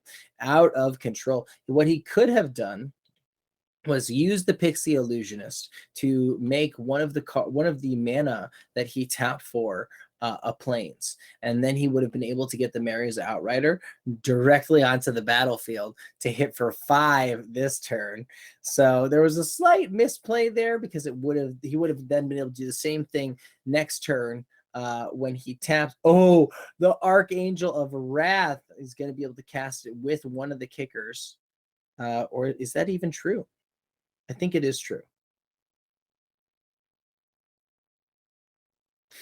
Unfortunate. You really want to get rid of this stupid pixie, this obnoxious little pixie. Wow. Incredible. Good game from Springbok here to leverage that mana advantage to get himself the W. A lot of fun to see that happen. And Springbok is taking the W all the way to the bank. Very exciting to see him move on to the winners bracket finals. This is not the first time that Springbok has been in this situation. He's going to be well positioned to duke it out into the late stages of this tournament. So congratulations, Springbok. We are excited to see you continue to move on. And as always, wish you the best of luck in your future rounds. So congratulations. Good job. Always exciting to see that. And super happy to kind of see everyone move along here nicely. All right, so let's do a quick refresh. Let's see where everybody is at. So we see Barishi moving on, taking down Rob himself in 2 games, taking on Springbok in the winners bracket finals. We're still waiting on the end result of Tyrannosaurus Rex and Amphibicopter. They're going to be taking on Artie, who we just lost the match that we just watched. Fragger eliminating Matteo. Matteo, thank you again. It was a pleasure to have you be a part of this split. Matteo is actually one of our previous split champions from our constructed split that we ran with Arnie Husenbet. Matteo did win that tournament. Ton of fun to watch today. He goes out on the other end of the stick. And we see Fragger moving on to take on Rob himself in the do or die game from the losers semifinals. So let's take a quick peek at the decks that we will be checking out when we go and watch a Barishi and Springbok take each other on. So Barishi is also working with a nice aggressive Boros deck. What are some of the highlights of this deck? So we see a Phoenix, Chick, Sleeper, Knight of Dawn's Light, Artillery Blast, Double Destroy Evil, Take Up Shield, triple Fires of Victory. We might even be playing an island in here. Thrill of Possibility. It almost seems like it might be more of a Jeskai build, like a white, red, maybe blue build, just because I see so much value in getting the kicker out of the fires here that it might be worth running 1 or 2 islands to potentially get access to that. Cavalier, Vanguard, Cavalier. Honestly, you know what? Forget that. You're so tight and so like 2 into 3 into double Coalition Warbrute into Mary's Outrider, Fire NATO, end the game. Yeah, I think that if I were to guess the final build of Barishi's deck here, I would say he probably leans towards the more aggressive, streamlined red-white deck more than anything else. And then Springbok, who we just saw take the W there, has got the Jodas Codex, has got kind of the shenanigans with all of the domain stuff he's got going on. He's got the Bone Splinters, the Repossession, the Illusionist to help with fixing. I don't know if he's actually playing the Coral Colony. I don't think he has many other defenders in the deck, but he does have, I believe he's playing the Tide Turner, Sprouting Goblin, Snare Spinner, Double Prodigy, Iconoclast, Bite Down. Yeah, so the green base here, pretty strong. We see some combos with the Hydromancer and Maria's Outrider, Phyrexian Rager, Spawn of Turg. Just a lot of cards that are going to be able to help you draw through your deck, fix your mana, and get to your final plays, which is Bortuk, Maria's Outrider. Get these back, copy them, pick them up, play them again. Fun strategy at the end of the day. Definitely one that it's so interesting too, because I think I can definitely see how Springbok would potentially struggle in the early game, and no one's been able to put enough pressure on him to actually make him feel at danger or in a risky position. So we're going to see these guys duke it out shortly. Let's take another peek at where we're at with the bracket. Yep, no changes just yet. I think some of these guys might be taking a quick break as we move them into the next match. They're still getting set up. So let's take a quick peek again at some of the bro cards that I think are going to be pretty good moving into this next set. Power Stone Engineer, definitely solid. Power Stones are kind of good to potentially great, in my opinion. Playing against them was always a huge headache. People being able to funnel the Power Stone mana through the 2 mana, gain 1 mana of any color. It's like an Energy Beam Refractor or something like that. Super powerful combination. Definitely a good combo piece in this set. Prison Sentence was definitely solid. There wasn't as much, in my opponents, as much sacrifice synergy as I thought there would be. A lot of people were running the 4-mana fling effect, which I found to be a little bit obnoxious and pretty good. The 4-mana sack a creature, draw a card, and deal that creature's like mana value, I think, to any other creature. I'll find it real quick. It was red. Red 4-drop.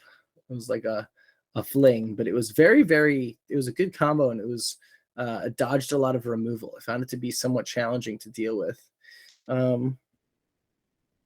May have been an uncommon. But it seems like if we go back to looking at the white, that white it isn't necessarily underpowered, but I found it was somewhat unexciting. It wasn't really doing a game plan where I was like, oh, this is incredible. And my white package was centered around Prison Sentence, Lauren's Escape, Double Disenchant, Airlift Chaplain, and Aeronaut Cavalry, as well as double Scrapwork Cohort. So I was going pretty wide with a decent Soldiers build alongside black cards. And it was Takasia's Welcome, the one that when a creature with mana value 3 or less enters the battlefield, you get to draw a card. So it was all kind of based around going wide and continuing to draw cards. But it didn't seem all that good if you didn't have more pieces that were buffing your soldier package. And I just didn't have a ton of rares to work with. And I had my Rel, but she was one that I thought we could build around, or I could build around. And I definitely think you can. I think she's a fantastic card. But I think that there maybe just wasn't. I got to see her once over 6 games, so maybe it wasn't a representative sample of how good she actually is. But I think white is fine. I think that you can probably do a little bit better with some of these other cards.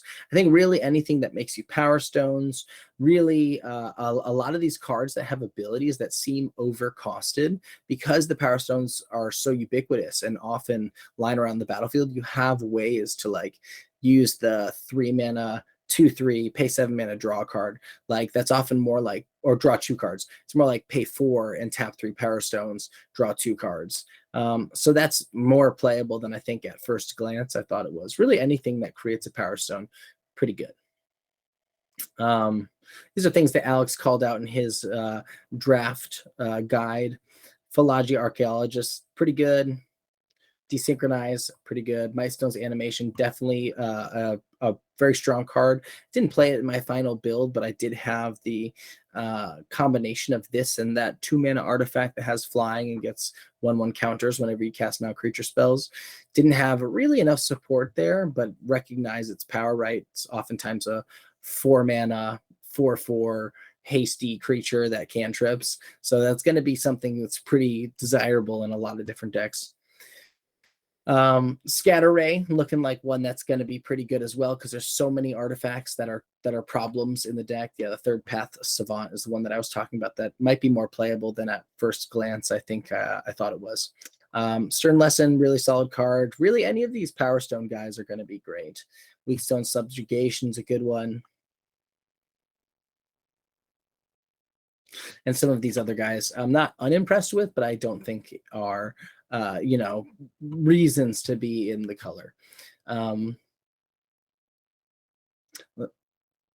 right, we're going to move into the next match right now. So this one's going to be between Barishi and Springbok, while some of the guys in the bottom bracket continue to make their way through the last few matches.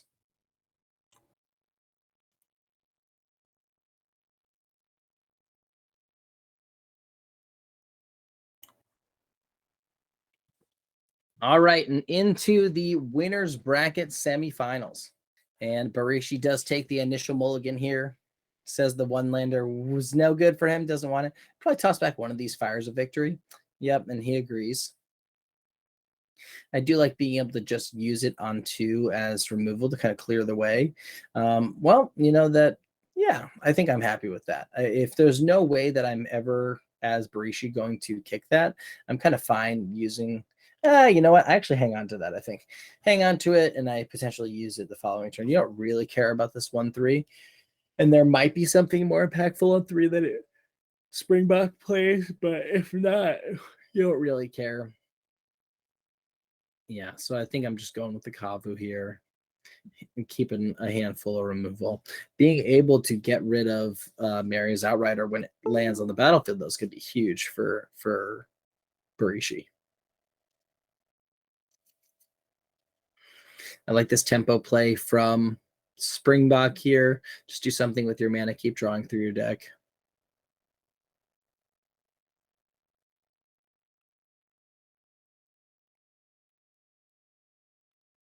Ooh, Keldon Strike Team. You're a turn away from being able to kick that. I think I'm definitely sitting and waiting on that guy. Ooh, and Springbok is playing the Coral Colony. That's a lot of fun. It's always nice to be able to, okay, let me see a Tolarian Geyser on top. He's going to be able to get out an Outrider for 4, I believe. It's a nice big chunk of damage. Is going to be able to Geyser that back to his hand, but he can also just start swinging into an Outrider of his own. Very interesting. I think I am interested in getting out my own Outrider.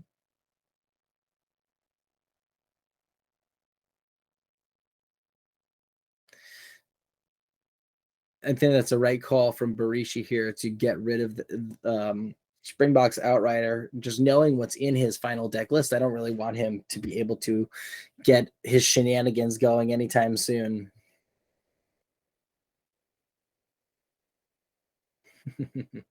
Too funny.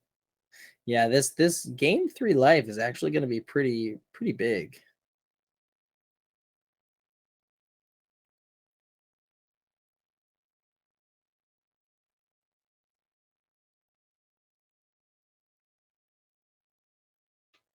Gets out the Snare Spinner over the Coral Colony, probably thinking he's going to win with damage before he wins with milling.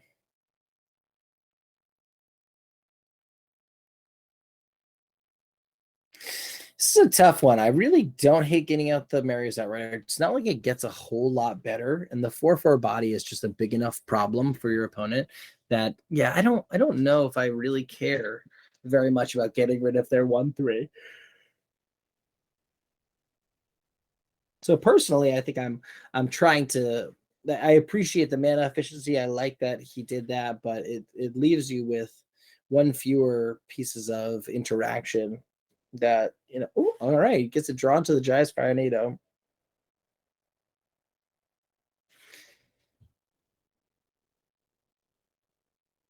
And I guess because it's open deck list, you kind of know that your opponent's just got so many resources or so many actual threats. So you're don't really have to slam the Firenado.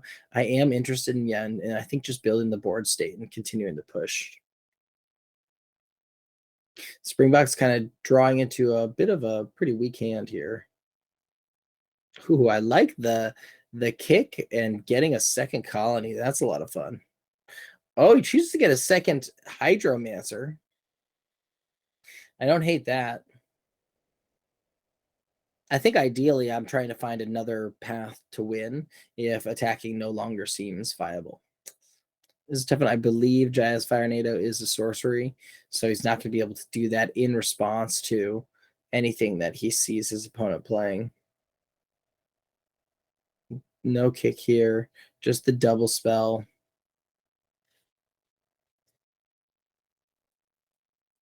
The Rager into a kicked Pixie is a pretty good turn.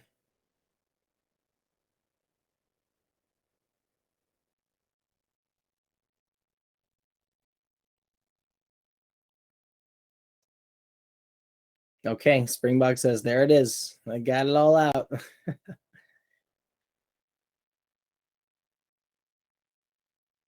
One thing we do know is that because Barishi was fighting for the Boros deck at the table with Rob himself, we did not see Barishi wind up with any heroic charges. So he's got to be able to win through good use of his removal and timely attacks.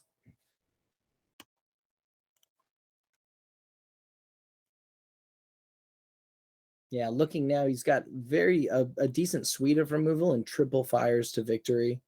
Fires of Victory, 2 Destroy Evils, a single Artillery Blast, which he may not be playing, and a Jaya's Firenado. So it seems like the ability to get rid of, oh gosh, Springbok finds the Jodas Codex.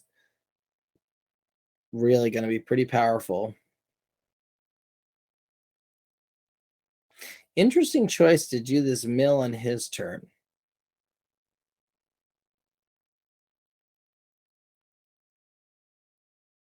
I think part of that could be just like taking a guess on, all right, am I about to hit lands, or what am I potentially about to hit for my opponent based on what I've seen them play and what's in their graveyard, how many lands I think that are left in their library. If you think it's under 50%, you think that they're about to hit like gas or a real card, I think it definitely makes sense to do the mill then. But I think more often than not, you want to be doing it on the end of your opponent's turn. Kick strike team, super interesting. It's got the potential to draw into a land and then thrill away for a couple more resources. It's probably an attack I'm actually not making in most scenarios.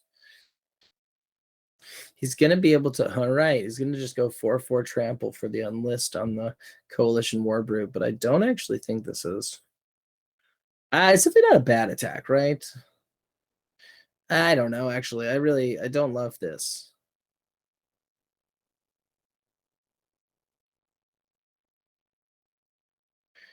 I guess as we look at how it's shaken out for the blocks that Springbok has chosen, Barishi only kind of gets screwed over a little bit on the sleeper.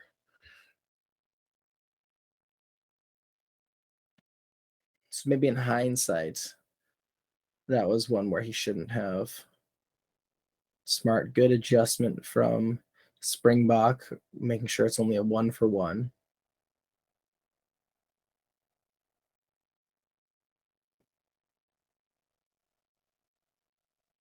Yeah, I think I'm letting the knight through. Yeah, and yep, I like that too. I'm trading with the Flowstone Kavu. He's positioning himself to make sure that he walks away with the 1-for-1s he wants, and that he's going to be able to also eat that Benelish sleeper for free. Yeah, smart blocking from Springbok here is going to position him pretty well in the future turns. This is a scary looking attack from Barishi, but it's not actually the most impactful.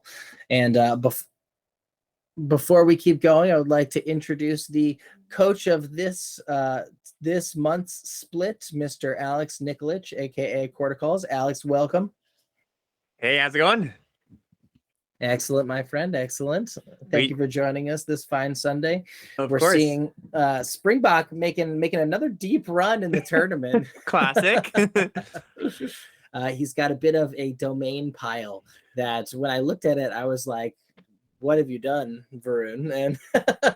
And he just honestly pilots it so well. I think he does a good job of efficient blocking, managing the early game to get to his late game threats and recursive resources. And yeah, he's been giving people a lot of trouble. Well, I imagine at this point in the format, some of these players are very experienced with their decks of choice, you know? So yeah. I'm sure this is not the first time that Springbok here has micromancered for a Urborg repossession to get back lethal Miria's Outrider. So yeah, this is definitely not his first rodeo. Yeah.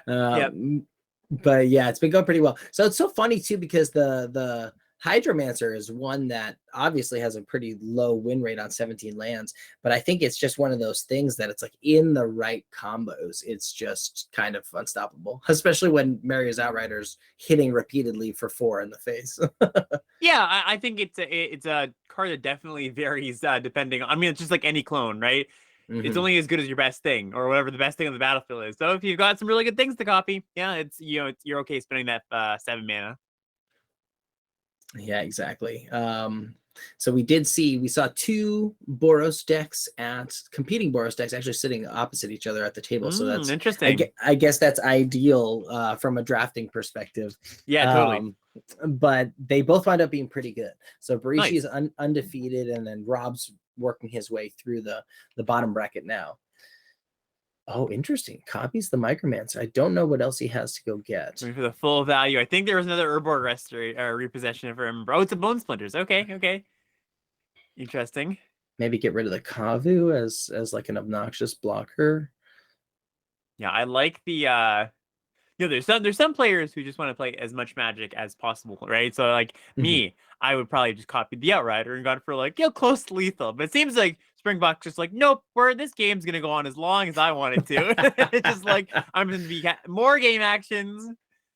I'm just gonna make you concede when the time's right. Yep, exactly. Oh Ooh, wow, that's a it's a good big draw pickup. Yep. Yeah, because that means at this point in the game, when you have like a domain deck versus these red-white decks, really all the domain deck has to worry about is, am I going to get heroic charged? And if you don't have to worry about that, if you're not loading a low life total and you've got a decent board, then you've pretty much got it under control. Something catastrophic, I think, would have to go wrong here for Springbok not to win this game. So at the end of the day, how many final drafts did you get in of this format? That's a good question. I think I'm probably at like 175-ish. So it's actually the lower end of drafts for me, I guess, because it's a shorter season than usual, right? It was only like 2 months basically. But yeah, this was a great set. I was just talking to some folks. I went to my pre-release today, and we were just talking about like where our ranks amongst the sets of the past 3 years or so. And I think we pretty much all agree it's like in the top 5, if not a little bit higher for some people. It's a really good set. I'm gonna miss it. Brothers War is very good, luckily, I think too. But yeah, this was a good one. Yeah, that's what I was going to ask, is if you felt like it lost its legs towards the end, or if you were still enjoying it through the last couple of drafts. so I mean, like a little bit, yes, but like it's one of those things where only like the very best of the best of the best draft formats are gonna hold they're not gonna lose some luster on draft 200. But I think I would consider it a success if most people enjoyed their first 20 or 30 drafts, and I think that's certainly true for this format. Yeah, I think doing 200 hours of anything would yeah get someone a little sick of it. For sure. Yeah, we're actually just good pickups from the Thrill here for Barishi. I still think he might be in a little bit of trouble, but the Cavalier is a way to push damage. Actually. Oh, so go ahead. Sorry, I cut you off. I mean, yeah, he's got the removal in hand, but that if I'm looking at that as Barishi, I'm like, okay, at least maybe I have some outs here. Yeah, what I would have done if I was Barishi, I'd have played my 2 hasty creatures here. Maybe Springbok attacks, gets a little bit antsy. Maybe cast the Strata Prophecy, goes to 7, and then you've got the haste out of nowhere, and that your opponent might not be expecting. Yeah. So yeah, I think that might have been a little bit of a window. That I mean, obviously, we're looking at Springbok's hand. It's ridiculous, and probably doesn't need probably might not even get to the opposite player's untap step here, but. He's on the verge of decking himself, but I guess he can just go get Maria's. Yeah, we're just gonna get Outrider. Oh, did Outrider get exiled or something? Potentially, it must have been. Yeah. Yeah. Or maybe... it's under the Citizen's Rest. That's what it is. Got it. Yeah. Yeah. So this is I like the attack. Right, it forces Barishi to trade off here. Yeah, forces some blocks. Yeah, it looks like.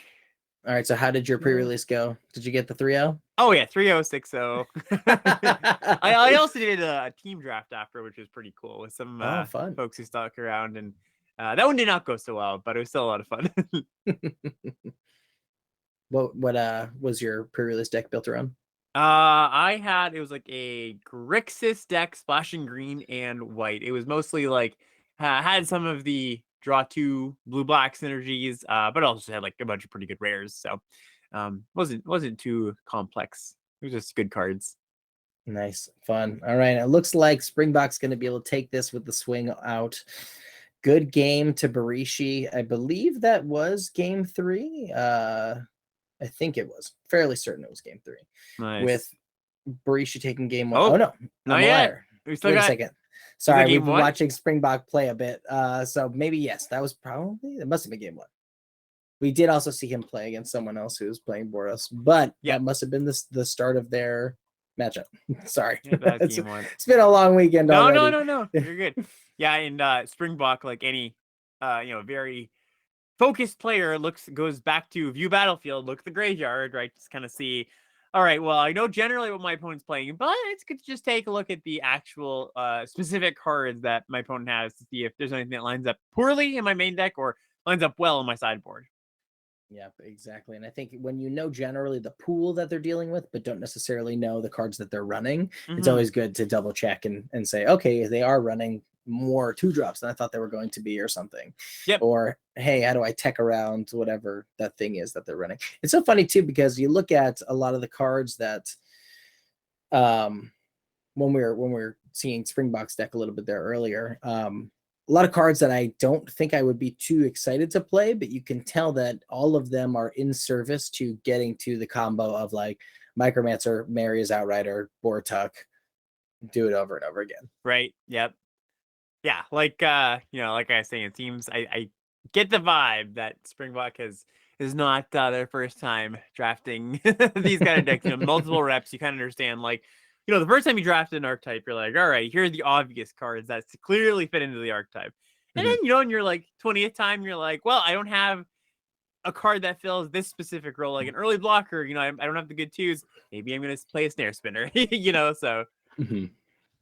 Yeah, actually, Snare Spinner has been a surprisingly solid tech against these Boros decks, because the flyers that they do have are all like 2/3s or 1/3s. Yep. Or 2/1s, excuse me, 2/3s or 2/1s. So it's like, oh, the Snare Spinner just blanks a lot of that early aggression.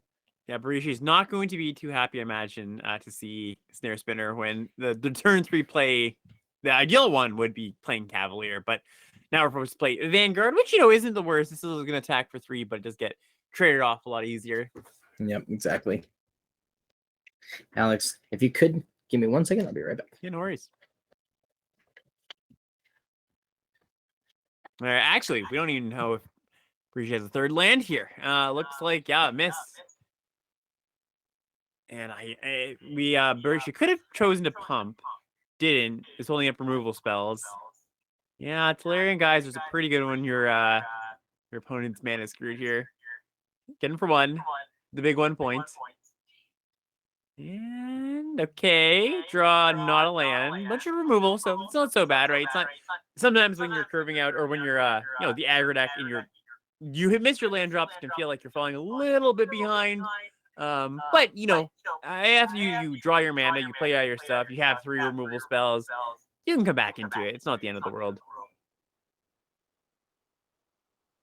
Yeah, that's kind of exactly where Springbok wants to be. Miss a land again on Barisha's side, and this just happens sometimes where keep the 2-lander, third land makes your hand awesome, and you don't get there. But like I said, not at all over. Especially with these red-white decks that are going wide, have heroic charge.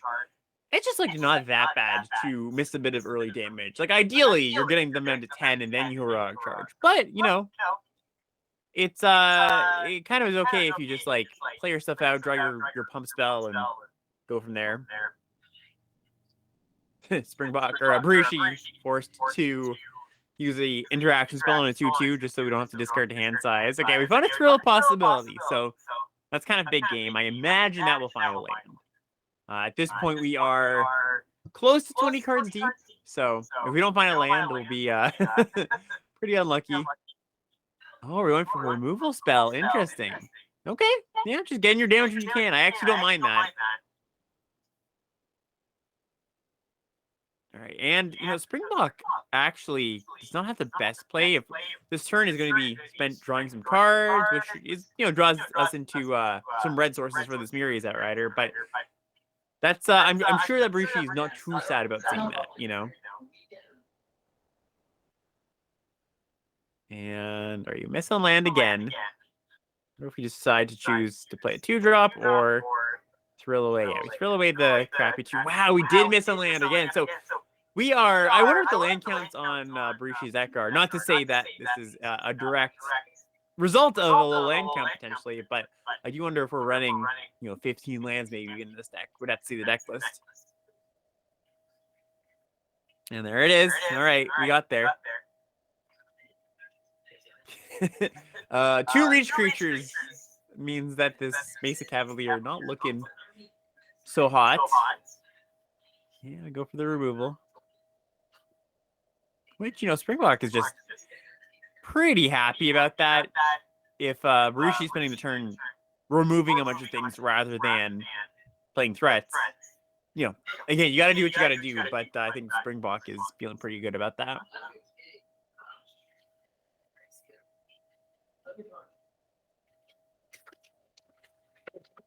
Yeah, so we get to play a Kavu here, which is a reasonable threat. I imagine it does just get sniped by this Extinguish, but it's not bad. Oh, we just do go for a Scry. Okay, find the Micromancer.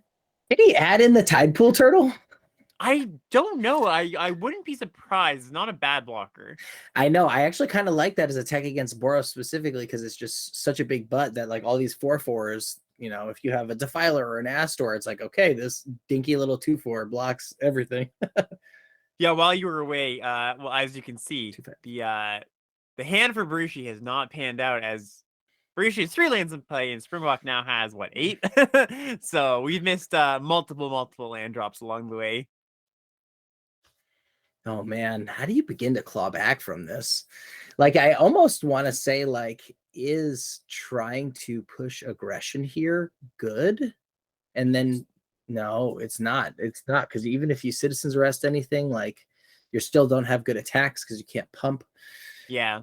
Oof. Generally, the strategy when you are an aggro deck and you've kind of missed your window of early pressure, it's kind of just like, all right, play out on my hand, and then hopefully a few well-timed pump spells or removal spells can make some awkward combat steps for my opponent. Now, I don't know. I think we might be a little too far gone at this point, to be honest, to have that work out, especially because the evasive creatures aren't going to get the job done here with the reach creatures. But you know, that is one thing you can hope for when you're playing an aggressive deck. Just it's not over.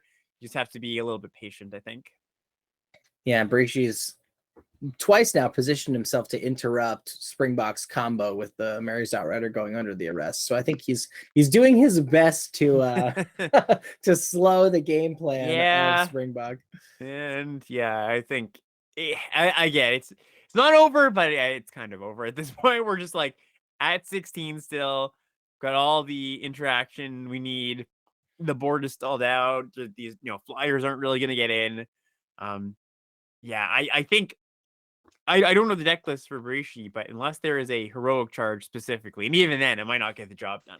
Yeah, he actually, because him and Rob were fighting over the deck, he wound up with none of the heroic charges, and Rob wound up with all of them. And he didn't pick up any like Furious Bellows or any ways to sneak in trample damage. Yeah.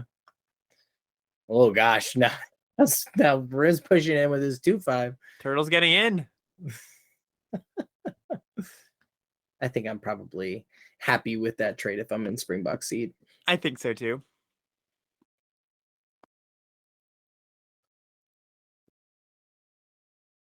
Yeah, but I don't know about you, but I had a very good time at my pre-release. I'm pretty hopeful that Bro is going to be pretty fun as well. Me too. Yeah, I think so. I think it's got a lot to live up to with Dominaria, but I do think it's going to be a pretty good set. All right, looks like Springbok has found a lethal line, and that will do it for the match. All righty. Well, we will be coming back to Springbok and his championship run very shortly. Let's check out where we're at with the rest of the bracket. So we do see Springbok moving on to the finals. Wow, that is so he's been in 3 of these Esporter splits, and he understands how to do well with his DMU decks. Certainly. So we see Artie and Amphibicopter still duking it out. Rob himself, which is the other Boros deck, taking down Fragger. Rob, when I saw his deck, we'll actually flash over to it real quick and show you. I was like, ooh, if Rob pilots this well, this is the type of deck this is the quality of a Boros deck that can win. The one thing was we were actually watching him at the end of his draft, and he had a choice between a second Vanquisher's Axe or his first Jaya's Fire NATO. And when I was looking through his removal suite, he's got the Flowstone, he's got the Lightning Strike, but then little else at 3 or 4 to deal with threats. And I was saying how if he had the Fire NATO, I felt like it would be a winning deck, because you should look at the quality of triple strike team, double Kavu, Cavalier, you're pushing in damage, you're activating Baird regularly. He's got double Baird, double heroic charge. Like your 4 solid, your 3 solid, your 2s are good enough, like veteran, infantry, steel crusher, double Baird, and then double bellow, lightning strike. And I actually I wouldn't have wanted to include this, but after watching it get equipped and trigger Baird every turn, I was like, oh, free 1/1 alongside maybe pushing through some trample damage with a War Brute. Let's do it. All right, so we're actually going to head over to the losers bracket semifinals with Artie and Amphibicopter, getting to see from Artie's point of view, and interestingly, with no Amphibicopter. So we will follow along as if we are Artie. Yeah, the game looks pretty even at this point. Nothing, not like the last game where I think Springbok was ahead from step 1 till step 20 of the game. Looks like it's a pretty typical game where we just got some stuff on the board, got some cards in hand. Things haven't really played out just yet.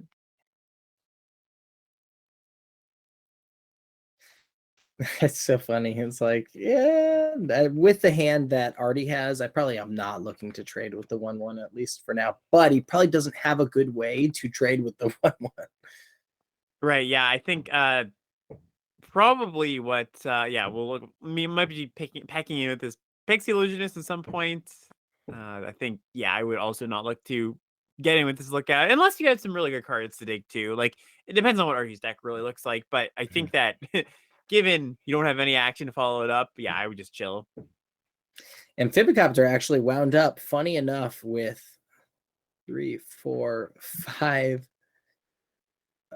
6, 7 clerics to pair with that rare. Oh, really? That's awesome. Yeah, so like if it was ever going to work, today's the day. I wonder what the best black creature in the deck is. So it looks like it's probably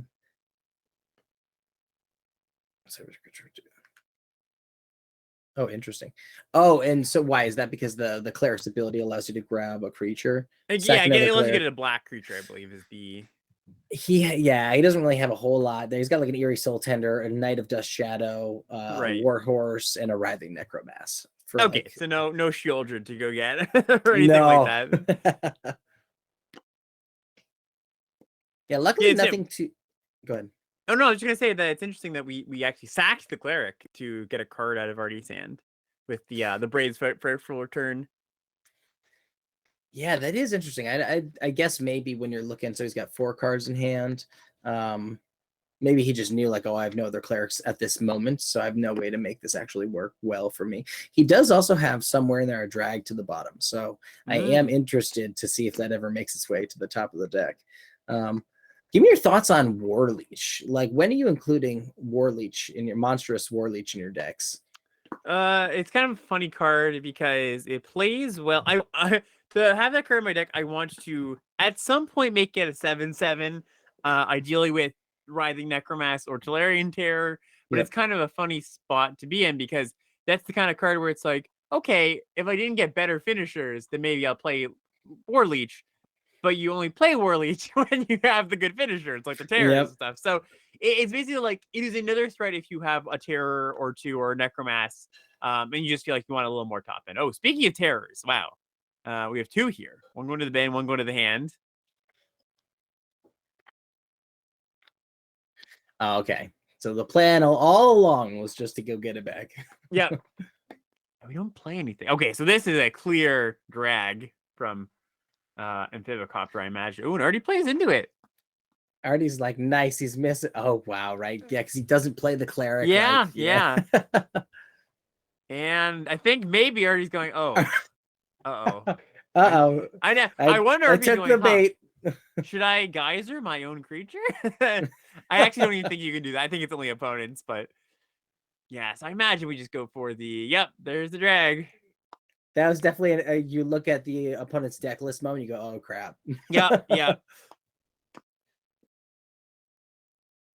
Well, the terror is going to be really tough for Amphibicopter to deal with. I'm not sure he's got very much removal to deal with that explicitly. He doesn't have any extinguishes. He doesn't have any of the destroy 4+ toughness creatures. Does have a Battlefly Swarm though. It's true. All right, so this hand is shaping up okay. Like we're clocking with the 5/5, but not incredibly hard because lifelink on the way back from the 2/3. And Amphibicopter's got a ton of cards in hand, right? Just like loaded on resources. So Artie's really gonna need to positioned himself where it's just like, yes, this terror is going all the way. Oh wow, and the cleric also. This is actually kind of funny. The cleric lord pumps the 2/3 to be a 3/4, which now destroy evil can actually kill it, which is a little bit of an unintended consequence here, I guess. Oh, we might have a I was gonna say With it a might battle have rage a take blessing. up All shield, right, but battle rage yeah, blessing. that's I pretty good like too. that. Yeah. Yeah, no, that's a really it's a really good play here. So what do you think? I actually, white black specifically, have struggled. I actually don't think I have any trophies with any of my white black decks. So, and I always felt like it was a similar game plan ish to Boros. But tell me, what was I maybe missing with white black? So I think that it's a kind of tricky deck because the white cards and the black cards pull you in like slightly different directions. The white cards, like you said, they could be, kind of more like a Boros deck with black cards, but then the black cards kind of pull you in a more grindy direction. So I think a lot of the times when white black decks kind of falter is when you don't pick a direction for one of those, right? You really want to be either grinding or your tokeny going wide a little bit. So that might be the source of it. Oh wow, that's a problem. Yep. Wow. Yeah. Amphibicopter's Ouch. making moves. Yeah, and this is game 2. Yeah, I think low resource is also the one thing that already had going for them is this terror, and now it's gone. And there's an Illicil core on the battlefield. Yeah. And Thimblecopter's deck looks really good, by the way. We've got like an Illicil core, Phyrexian Missionary. Just these sleepers look pretty good in the deck. Got the drag. Yeah, we'll get to see it at the chain or the next. Oh well, this might be if Amphibicopter takes this. This might be done. Yeah. Oh wow, and a Peacekeeper too. Jeez, this deck looks awesome. Yeah, maybe I was underestimating the quality of the clerics he was able to pick up. Yeah, he like second or third picked the Shadow Priest cleric or whatever, a Shadow Right Priest, and I was like, interesting. But then he was open this in the second game or in the second pack, and I was like, okay, he's like kind of doing some stuff. Nice. Yeah, take up shield doesn't really do too much, but the information of seeing the opponent's hand is really valuable. Yep. Yeah, we just get in here and we take 5 on our side. We might cycle the timely here. I can see that happening. Nope, just takes it. Oh, and then he has double herbalists. Yep. All the clerics. Honestly, this is pretty great synergy. Ooh, that's a pretty nice one. That's not a bad one either. Okay. So the hand just got a lot better. So now we destroy evil of the missionary. We then kill the cleric lord. And we're not quite there for like complete comeback territory, but that was a really good sequence. He's not able to kick it twice, so he's just able to kill the Lord. But getting the 3/4 up in the air might actually do enough because it stops both the ground attack from the Peacekeeper and the Herbalist. Yeah, we were gonna kill the Lord here, I imagine, and then we only lose 1 life because we had 2 lifelink from the Angel and 1 lifelink or 1 life lost from the Illicil core. Yep. So yeah, that's just not that bad. Now, mind you, we still have to chain some pretty good spells together, but that might have been the best draw on the deck. Oh, I don't want to look what's happening. Amphibicopter sending me Discord messages.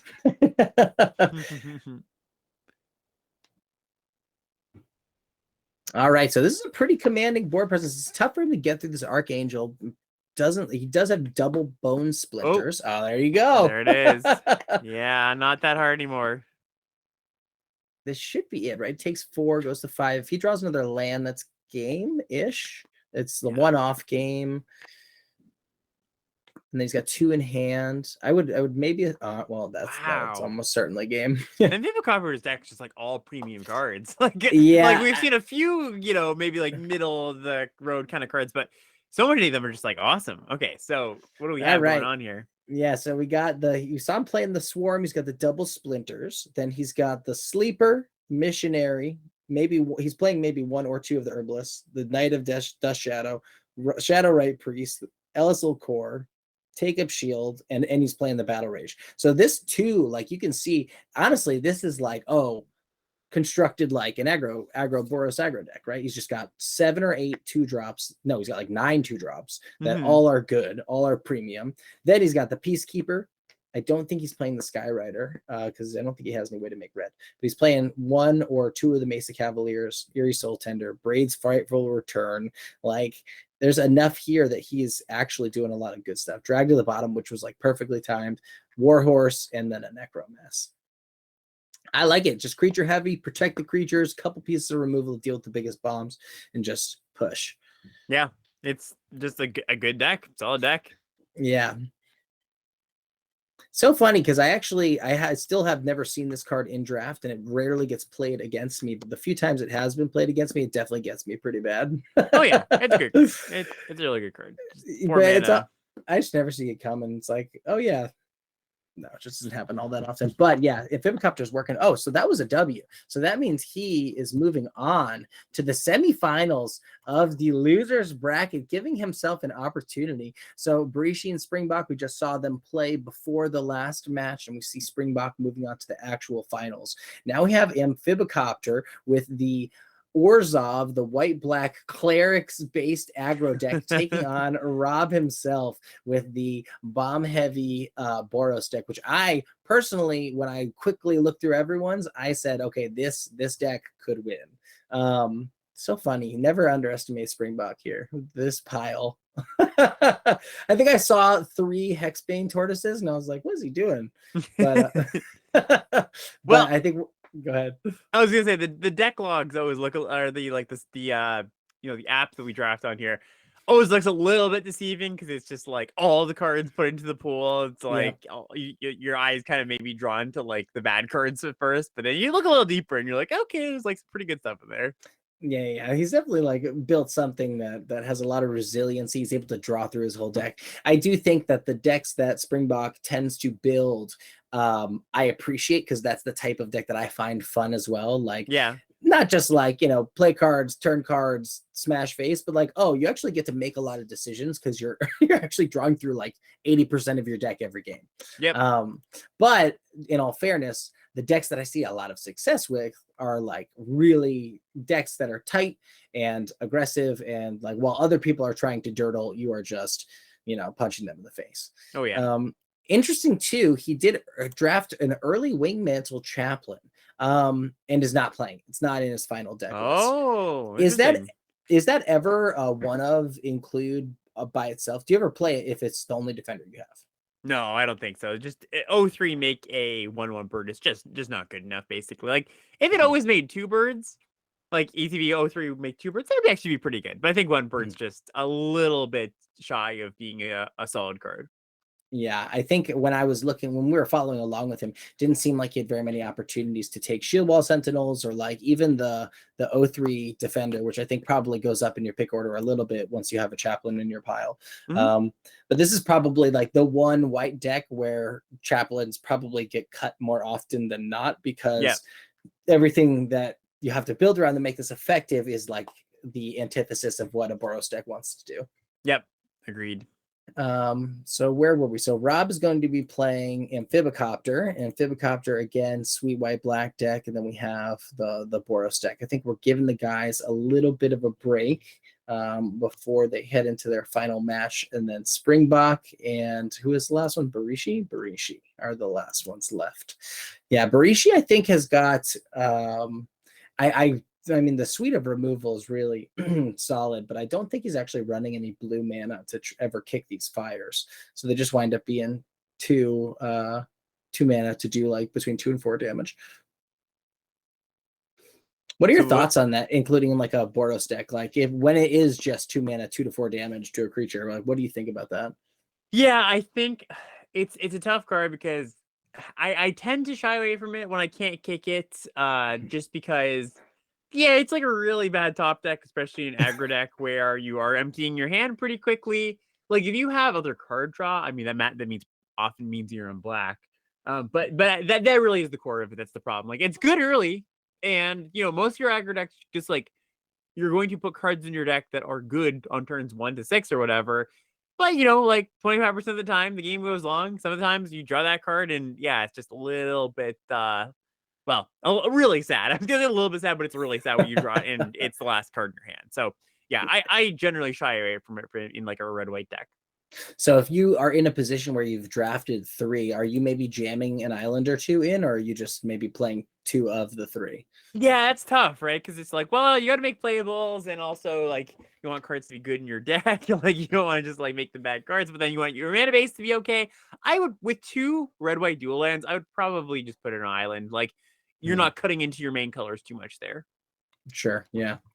All right. So it looks like we're going to shortly hop into this match. I think they might be getting into it soon, but not yet there. Got it. Yep. So they are working through their mulligans again with Amphibicopter. We are actually not going to be able to see his hand, so we're just going to be working with Rob himself. It's kind of like we're playing a match this time. Nice. Well, it's a good start. Good start from Amphibicopter here. Yeah. Those players, well, at least the player we're watching, pretty good hand. Yeah, 2-3 lines up nicely. The Baird into the Cavalier though is pretty nice because I assume the enlist pump would work for the Baird trigger. Yep, sure does. I think that our red-white player here might have a tough time against this like mid-rangey black-white has some life link cheap early creatures deck. Like it's, you know, whenever you're thinking of like matchups in Magic, and you're thinking of like, okay, what decks are good against what decks, often a good shortcut you can make is like a deck that's going a little bit bigger, you know, has its creatures are slightly bigger, only by a little bit. Maybe trying to go till turn 8 instead of turn 7. Those decks tend to have an advantage over, you know, the deck that's trying to go 1 turn later, right? When you have giant discrepancies, well, my deck's trying to go to turn 12 and this deck's trying to go to turn 6. Well, usually the deck going to turn 6 is pretty advantaged. But when you're just like out, you know, we're playing a 3/3 on 3, and we've got a life linker on 2. That's a pretty tough thing because you're just like every step of the way, you're just outmatching your opponent. So the red white deck, I think, is going to have a little bit of a hard time fighting through this. It's a really interesting point because I do think, yeah, that there are definitely some inherent challenges that certain matchups will have against other decks. And yeah, like you said, if my deck's better equipped to be effective in turn 6 through 10, like if you don't win by turn 6 as the Boros deck, then you're going to have a really tough time. Yeah. It does look like Rob is in okay shape though. I mean, I'm probably pretty happy enlisting the 1/1 and then playing Astor. Yeah, because or you could even play the. It's kind of interesting what you want to play or what you want to like with open deck lists here, depending how much removal you know your opponent has. Because if you don't think your opponent has a lot of removal, I think you just play the Defiler here. Start getting your pings, but maybe you want to bait out a removal spell on a 4/4 or something. Yeah, and like it looks like that's the kind of line that Rob's doing, where he's going, all right, well, I'm not gonna slam my awesome creatures. I'm just gonna play something a little bit less good. Maybe you tap out. Maybe also maybe the thought is, well, I'll get maybe a Amphibicopter tap out so I can kill this knight, so they don't have a chance to, you know, when shields down moment, so they can't pump it. Yep. Yeah, the knight, in my opinion, is scary enough that I'm probably trying to kill it in most scenarios. Especially if they ever take that shields down moment. It's like, okay, this is my opportunity. So here, if I'm Rob, I probably just play the Defiler and then play a red permanent next turn so I can ping this 3/1. Like, I don't think that, you know, if your opponent has a removal spell, you're actually probably not that sad about it at this point. Like, you've got a lot of cards in hand. I think, you know, as much as I was saying this matchup might be a little bit tough for Rob, we're really pretty well positioned. We've got a mostly equal board. Also, a handful of pretty good spells. Also, we've got a nice the combo here of Baird plus the Kavu, right? So just every turn you can pay 1, grow the Kavu, and you make a token. So we're kind of just sitting pretty. Like I don't feel that we need to be too conservative here. So, but we'll see what Rob does. I definitely feel like Rob's deck just needed the. Oh no, Rob has the hero charges. Yeah, this Rob's deck is pretty tight. I think that it's gonna, if he has a couple of well piloted turns here, I think it's positioned to win a lot of matches. Yep. Also, I just realized that the reason that the Defiler wasn't played last turn is because it cost 6. We can't do that. The Anointer is making it bigger than it normally would be. Oh, interesting. Okay, so Flowstone Pump does not do it. We could go Flowstone and then oh no, we don't have the mana to go Flowstone and then Kavu. Oh, it's funny. When you said Flowstone, I thought you meant Kavu Pump because I don't know if you know this lingo, but like that -1/+1, that was originally called the Flowstone ability. Because back in one of the older Dominaria sets, there was a set of like all the red creatures had this ability, and there was like Flowstone. Really dating yourself here. Yeah, Alex. I know. I mean, I didn't play these sets. I just know the history. And that's why Flowstone Infusion. That's a callback to that. Oh, that's interesting. Yeah, like what is it, like the dragon whelp effect is fire breathing or something like that. Yeah, exactly. That's too funny. Wow, well, look at you. Thank you. You educated me on something in Magic history I did not know. Exactly. There we go. Yeah, this Baird is just pumping out lots of creatures. Yeah, I don't know that. Like, I think sooner rather than later, like this advantage becomes relatively insurmountable. Yeah. So I think Amphibicopter's got to figure out something to do with this Baird here. Yeah, I've definitely had games where I'm like the slower deck versus the red-white deck, and I feel pretty comfortable. Like just like Amphibicopter, I'm at 21 life, but my opponent's got a Baird, and I don't have a removal spell, and maybe I'm drawing a bunch of cards, but like they're just making a 1/1 each turn, and then as soon as they draw their heroic charge, it's just like, well, like all that card draw, it didn't really matter, right? So yeah, I think Rob is in a good position here. It's so funny. I actually did not realize the tokens applied styles if the card creating the token was a stylized card. Yeah, that's so funny, eh? It's just like on Magic Online. If you have a foil card, your token, like in a mix of token, the token's also foil. It's like you earn this. Yep. All right. Well, he's going to be able to get up the Defiler here, which is kind of breaks the board stall pretty cleanly. Well, we go for an equip though. We're going for an attack on this. Interesting. I don't hate it. It's forces a double. No, he can single block with the knight. Yeah, single block with the knight. But then if we go for a pump that tries to trade with Astor, we do get to Flowstone Infusion. So that's not a bad turn at all still. But the Flowstone Infusion still pumps and trades. Oh, true. Yeah. If we go for a block, then yeah, you're right. Oh, this is interesting. This looks like this is fishy. Blessing. Yeah, Battle Rage. Yeah, Amphibicopter needs a little bit of help here. They might, the Flowstone Infusion doesn't do it.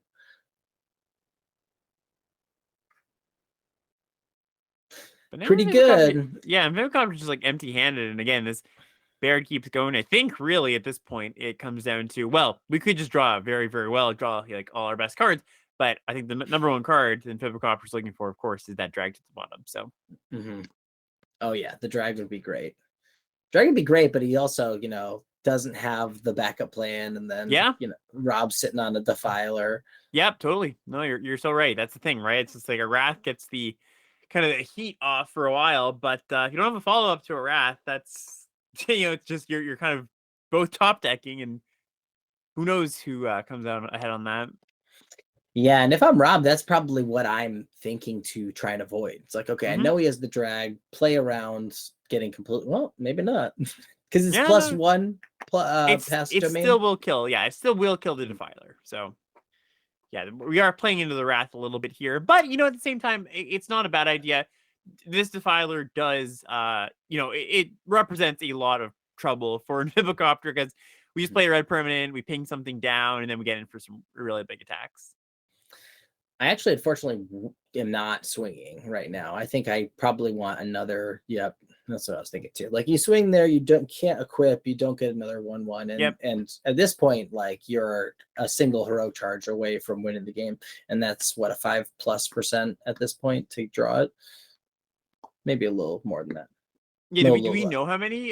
You said Rob ended up with multiple copies, but do we know how many are in the main deck? I assume not just yet, unless you've seen multiples. I haven't seen multiples, but I mean he has two, and I can't imagine he wouldn't run both with this kind of build. Yeah, I would probably run both as well, but Maybe you're right. So it could just be a single hit. I think probably also you probably want to start attacking now. Like I think it's at the point where we've made enough tokens that you can just send them, and it's like cool. You know, the knight can pump, but we can also put an axe on one, or, you know, both axes on one creature to actually start getting in. Oh, we're getting in. We're getting frisky here too. We're making a. I like the Defiler attack. That's good. Yeah. Because there's no good block for the Defiler for Amphibicopter. And then at least the Samite Herbalist gets eaten if he full pumps the Knight, but then can't block anything. If I do that, I'm also swinging with everything else. Yeah, I think if you're going to attack with this number of things, it's probably still good to attack with, you know, at least the 3/1 here. Yeah, there we go.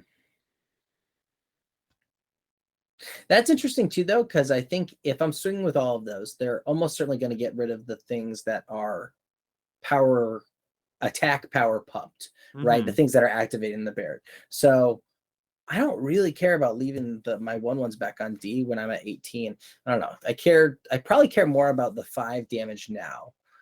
I think at 23, you do want to hold back the 1/1 so that you can build for a little more and then get in for a big attack. Because what happens if you just attack now is, you know, Amphibicopter's at 23. So what happens is a few of your tokens get eaten, a goblin blocks, the 4/1 eats another token. Trades happen, you're left with a few tokens. And that's not the end of the world here. But I think you want to force some trades with the real creatures first, and then the tokens can get in freely. Yeah, I think that makes a lot of sense. Not just let them eat for free. I do like that play if they're at, like, you know, 10 or something, or even 15, I think. All right. We are going for the final pump, and we know that there's a Flowstone infusion in hand. So we're basically, Amphibicopter just going, all right, I know you have that. No! Goes, oh, it's okay if that happens too. That works. Oh, that is okay. Strike. Yeah, we're good. He just would have been able to keep had he done it on the Knight, it would have been first strike damage, killed the Knight, and then it would have been 4/4 versus 3/3. Oh, yes, you're right. Yeah, that could have. It's not exactly the same. Yes, it would have been better if. Yeah, I thought that's what was going to happen too. Oh, that was close. Okay, well, Rob missed a small line there, but I still think he's way ahead here. Yeah, I think so too. And now I don't mind just ending with everything but the Baird. Just jam. If they eat a 1/1 now, it's okay. Because basically the equation you're saying is, are you okay with throwing away a 1/1 to get an additional, like, 5 points? And that, yeah, you definitely are. Exactly. I also totally underestimated the quality of Steel Crusher. I mean, granted, there's not very many artifact hits, but just the enlist on the 2/2 is, like, surprisingly effective to be able to trade up more often than not. Yeah, when you're playing red-white, there's, like, not a ton of awesome 2-drops, and, you know, Steel Crusher gets the job done. It's not insane amazing, but yeah, it's totally serviceable.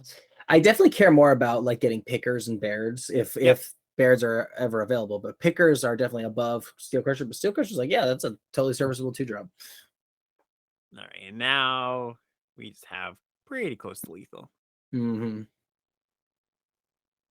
Oh, we actually had lethal if we target a unblocked creature here, I believe. I think we're going to go to 9, 3 12, here. yeah. Yeah, we're going to go 3. So we're giving Amphibicopter a turn to draw the Wrath.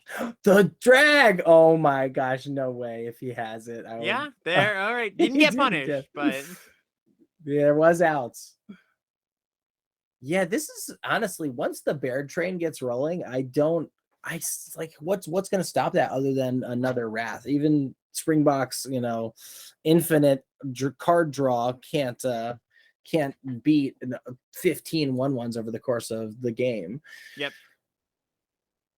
I think Amphibicopter's close. I actually don't think there was any blatant mistakes that I would have been like, oh, you need to do that differently. It's more like, can you find a fires? Oh no, what does he even have? Oh, that's probably Amphibicopter's biggest issue with the deck is the lack of reasonable interaction. He has 2 bone splinters and nothing else. So and the drag. So it's like if your opponent's never going into combat with the thing you need to kill, like, are you gonna bone splinters it? Like, that's tough. Yeah, it's exactly like you said, right? When you have when the Baird gets going and you can't kill it, yeah, you're gonna run into some problems. Yep. So in ideal decks, actually, one of the things we were looking at was some of the bro commons, and I was talking about how I felt like the format felt, at least from a pre-release perspective, like nothing felt insanely overpowered, and Disenchant felt like something I want as many copies of that I can get my hands on, because I wound up in like white black deck that tried to take advantage of my rail, but I just 3 of my lands were rares. I had a pretty underpowered pool.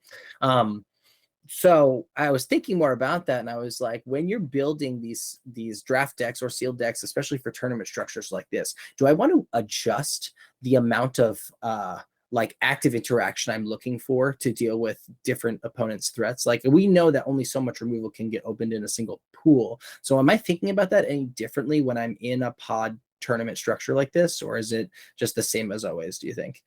Yeah, I think a little bit you have to make some concessions to, like, for example, if you have something, I'm trying to think of a good example. Actually, no, a really good example is the smash to dust, right? The deal 1 to everything, or Yep. kill a wall. That's the kind of card that, well, if you are in a pod, you're in a pod and you're the red blue player, let's say, maybe you're a bit more controlling.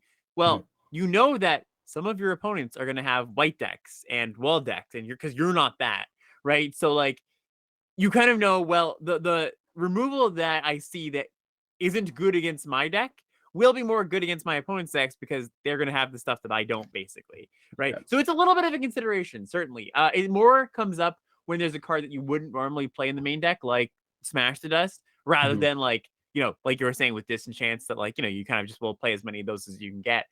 It's a consideration. It's a tough one to anticipate, though, I would say. More like a, let's pick this up for the sideboard reasonably highly, because I imagine I'll face some white decks and I'm going to want this Smash to Dust. That makes sense, right? You take it, pick 7 through 9 over that 17th to 21st card, because it could be a really important glue piece versus this, fine creature I don't care that much about. Yep. Okay, it's a good little combo going from Fibicopter to start the match so far.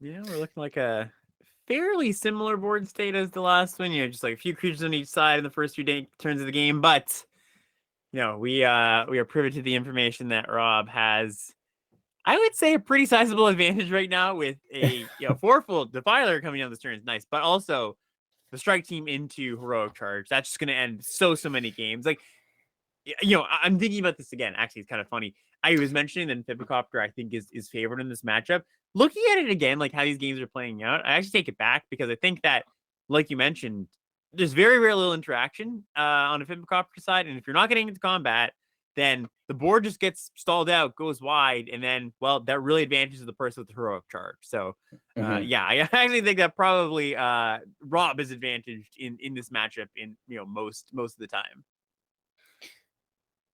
Ooh, we go for the Aster here. Okay, interesting. Do you know, is the Phyrexian mana able to be spent on any part of the cost? Like, can it be spent on the kicker cost if the kicker is red? That's a really good question. I don't. Ooh, wow. I don't think so, because well, in this set it doesn't matter, because all the cards with kicker don't have the same cost for kicker. So, and Defiler says a red permanent. You can pay for the red with Phyrexian, so that won't actually matter. But without, outside of Dominaria, I'm actually not even sure. I imagine. I think I'd do the Reed Defiler again. Yeah. Yeah, and even without the Heroic Charge here, we just have like massive attack here. Okay, I think it would, because the kicker is baked into the entire cost of the spell. So those spells cost red less to cast if you paid life this way. Yeah, that makes sense. Yeah. Yeah, this is already game. Wow. Oh, spoke too soon. You spoke too soon. Wow. And Fibicopter just slapped me quiet. Wow. Oh boy, I wasn't expecting it. I don't think Rob was expecting it. No.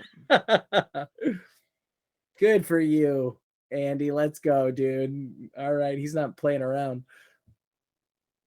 Well, if Rob just goes land right now, okay, a lightning strike's a pretty good pickup. I think he's probably gonna have to kill a horse. Yeah, for sure. Basically, what Rob needs here is like strike team into strike team.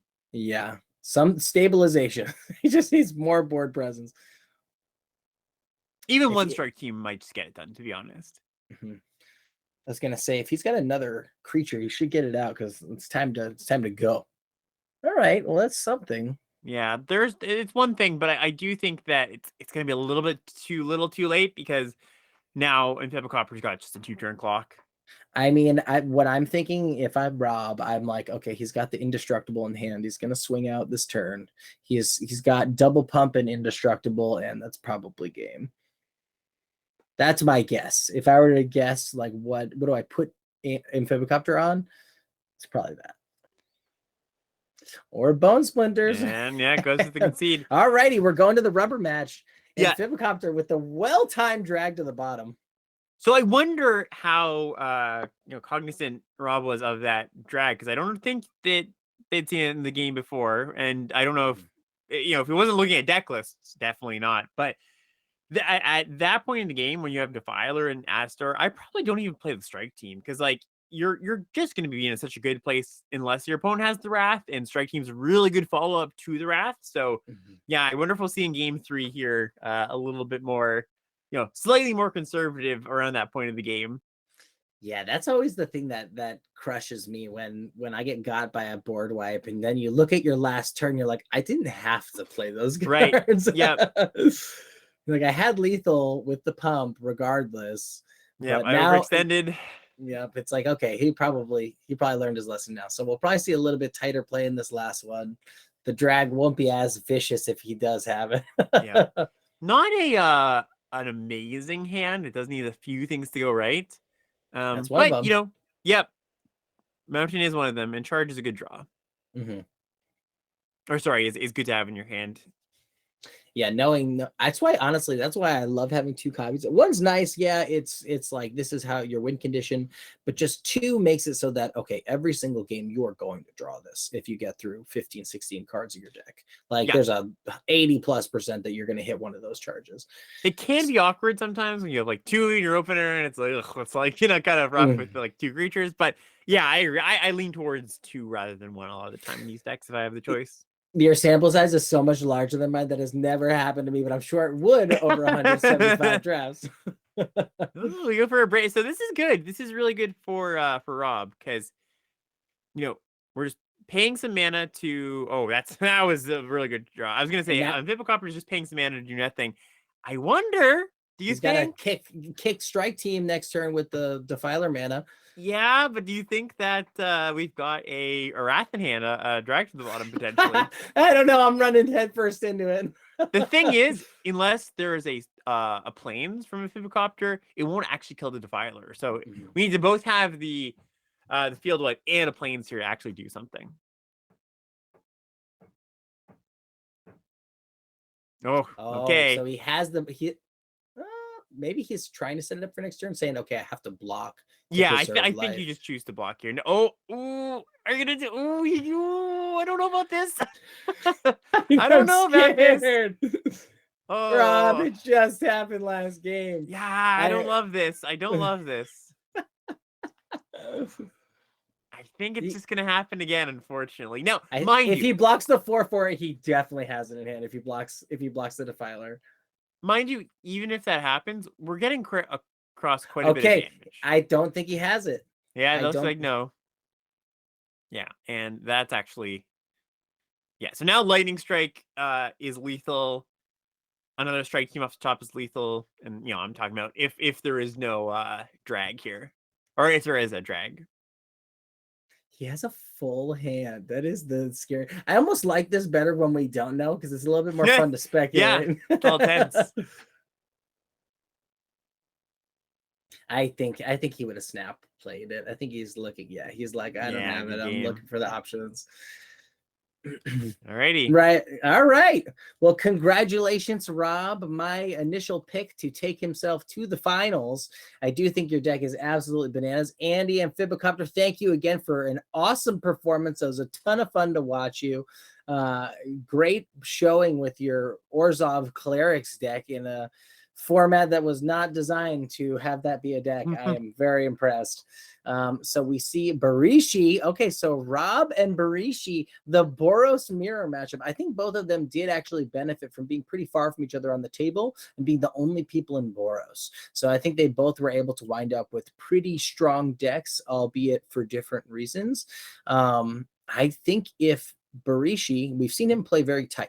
And I think if he can carefully use his removal in the right places, he has an opportunity to get out to an early tempo advantage over the power of Rob's 4-drop suite. Like in the one thing that I think that would have to happen is Rob gets his Bairds early. Rob gets the cards he does not want to trade off early, right? So maybe these are his 2 drops, but no way to pump them, doesn't want to trade with them in combat, and then Barishi has to kind of get out to that early start with his knight. Oh, geez, he doesn't have many creatures. He has 2 creatures. Okay, this is going to be a tough matchup for Barishi. He's going to have to play pretty tight in order to get out of it. I don't know. What do you think looking at this mirror matchup? Yeah, I would imagine that, to, make some claims here. I think that the player with the heroic charge is probably going to be advantaged just because when you've got 2 aggro decks going at it, it's really difficult to just be like, well, attack all. Like somebody's going to be the beatdown, right? And the other person probably has creatures about similar sizing. Like, you're not going to like way outsize your opponent on your creatures.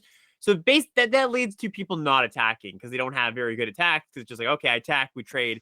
So that means the board's going to stall out. And if the board's going to stall out, then the heroic charge is going to take over. So yeah, like this is it's kind of like I was talking about before when you're talking about matchups and like who's advantage.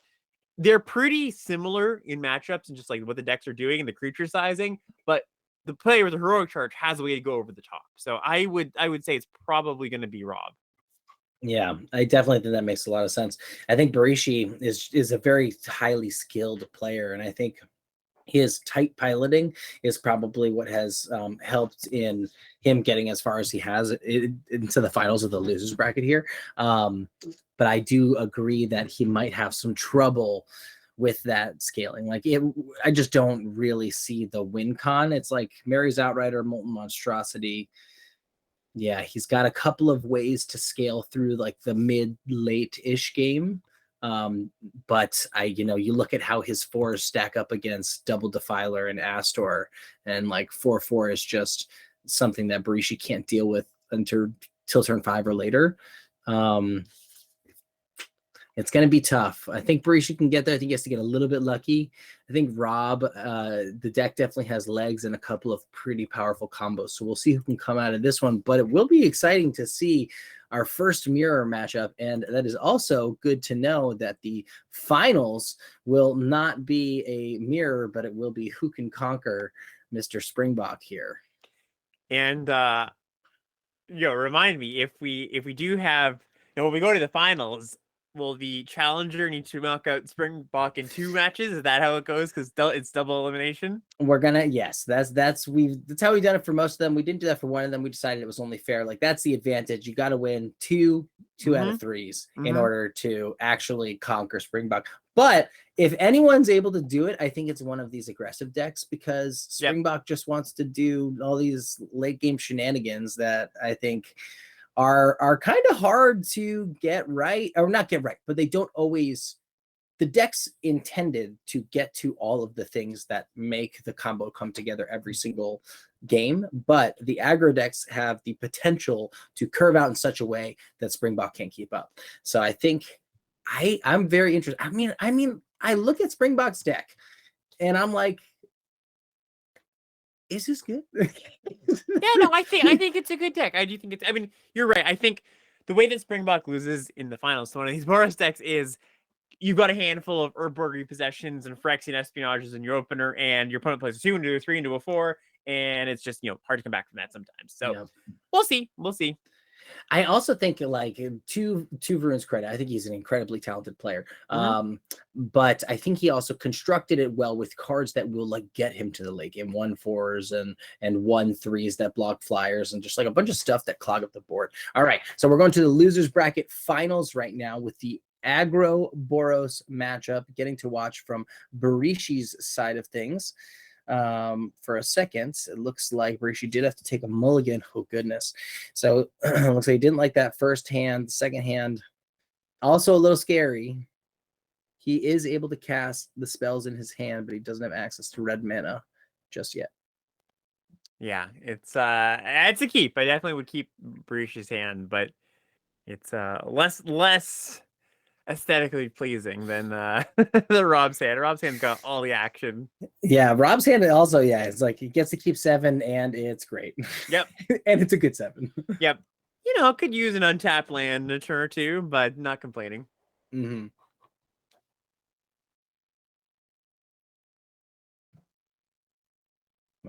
The whiff there's painful. Yeah. Oh, we didn't get in for a point. We could have just gotten for the free vigilance point. Mm-hmm. He's probably too shook by the crap. I had the mulligan and I don't draw a land. Yeah, totally.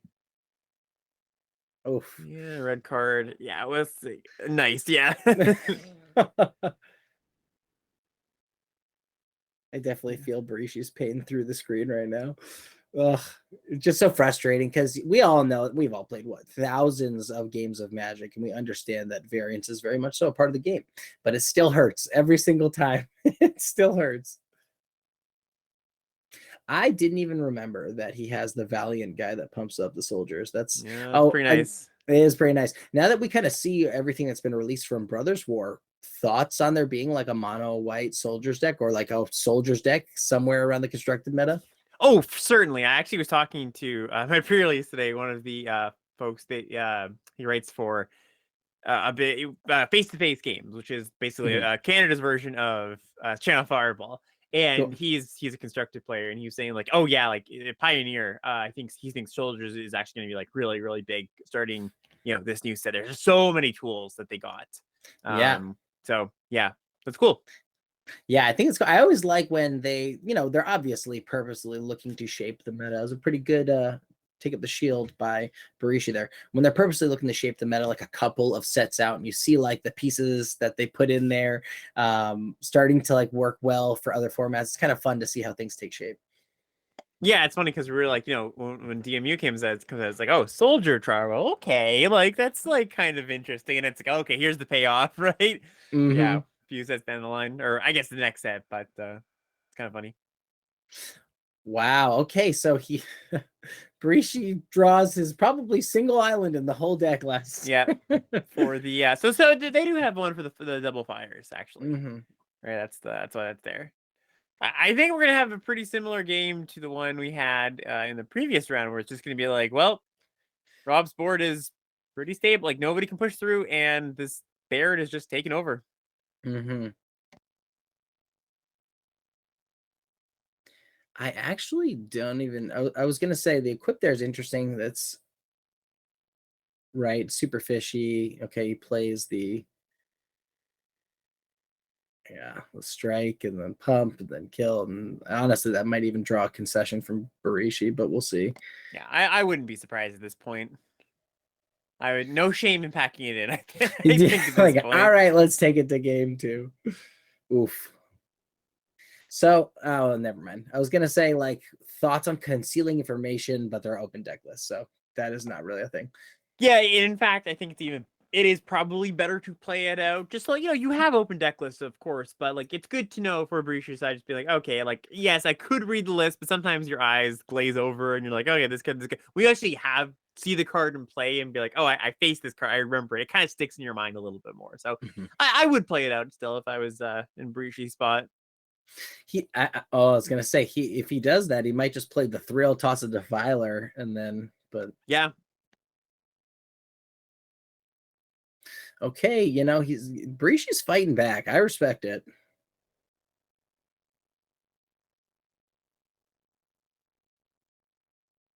They're rapidly running out of options as he gets beat down. Probably going to be the last turn of the game. Or the last one that actually matters, I would imagine. There's just like not a draw in Brishi's deck that can get them out of this. And yeah, that's going to seal the deal. All right, so game 2. That was rough. All right, Brishi, better luck with the shuffle. No more hexes from the shuffler.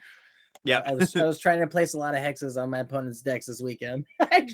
I jokingly did it one time to someone who I knew who I was playing, and he was like, "Yeah, I got a mulligan." Yeah, you're just like, so five, it works. 5, 5. Be careful, guys. It works. Yeah, that's how you learn from Esporter. You come and you learn how to make your opponent mulligan more. But did you see what that change was? I apologize. No, I actually missed that. Okay, well, he did make one change to the deck. Oh, interesting. I think Bracy should be playing this Phoenix chick.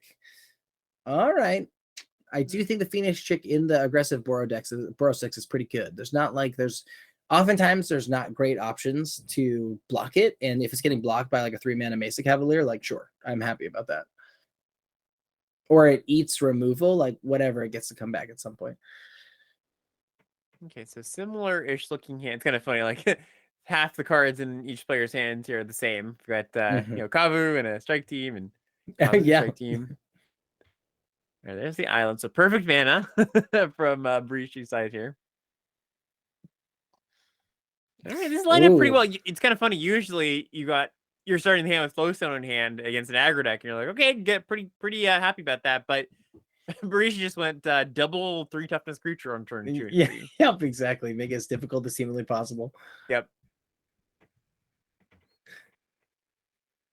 All right, I kind of am excited to see Barishi fight back a little bit because I do think that, like, from a power level perspective, it's not an order of magnitude, but I do think Rob's deck is probably inherently a bit stronger. Ooh, I'm getting in here. Yeah, I definitely want to attack. Yep. Get him for 3 with the Faith Bonder. I don't hate that. Nope. It's the way you get in the most damage. Mm-hmm. Without having to spend mana too. Yep. Where's a Baird? All right. So I imagine the turn is going to be Pump Kavu, play Baird. Really good turn, actually. Pump Kavu, play Baird. Leave open Infusion. And then Infusion, yeah. So we get a token. We get Smash. Oh, interesting. I mean, yeah, right. Pump and Kavu, and then you bait the double block, right? Yeah. No, this makes sense. This makes total sense. There's only upside here. I think with the open mana, I would be like, okay, don't put yourself in a bad position. Don't block here. Yeah, I think so too. Yeah, then play Baird, and then I wonder if we hold this. Yeah, we just do it now. I don't mind that at all. Yeah, especially while the opponent's tapped out, like just do it now. Man, Baird's very, very good. Yeah, I think card strong. I think I'm sad. You said you're like 175 in. I looked and I'm 18 in, and I have not gotten to play Baird as many times as I would have liked. Right.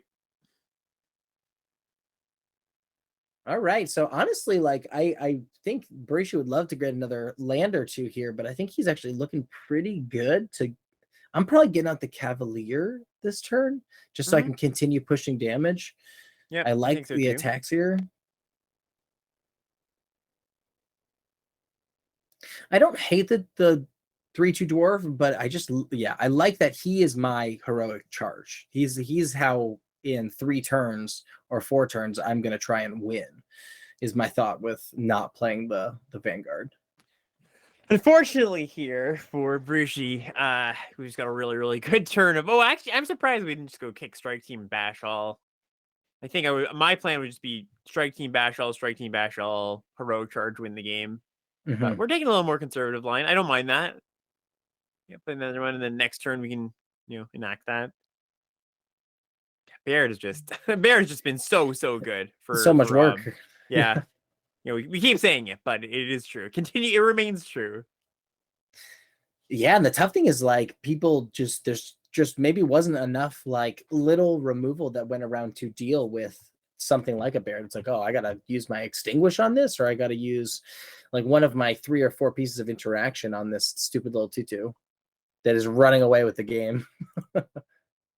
If I'm in Rob's position, I'm like pretty tempted to block. We're at 13. It's a close call. Yeah, I think the one thing, take up a shield would be the big punish here. It's just like really, really brutal. Like the thing is, we have a lot of damage coming through this next turn, especially if we draw a land. All right, we didn't draw a land, so we're gonna have to. We have a little bit of a hold our breath moment as we set up for the turn after and then charge. Although, what if we just charge this turn? I'm sure that Rob is doing the math here now, but 2 things get blocked. We in for 8. It's not quite enough. Not quite enough. The board does that. We do get to eat the other 2 creatures, but yeah, but bear dies. Yeah, this sets up at least for lethal next turn. Yeah, because you swing with both Kavus this turn. Yeah, definitely lethal next turn.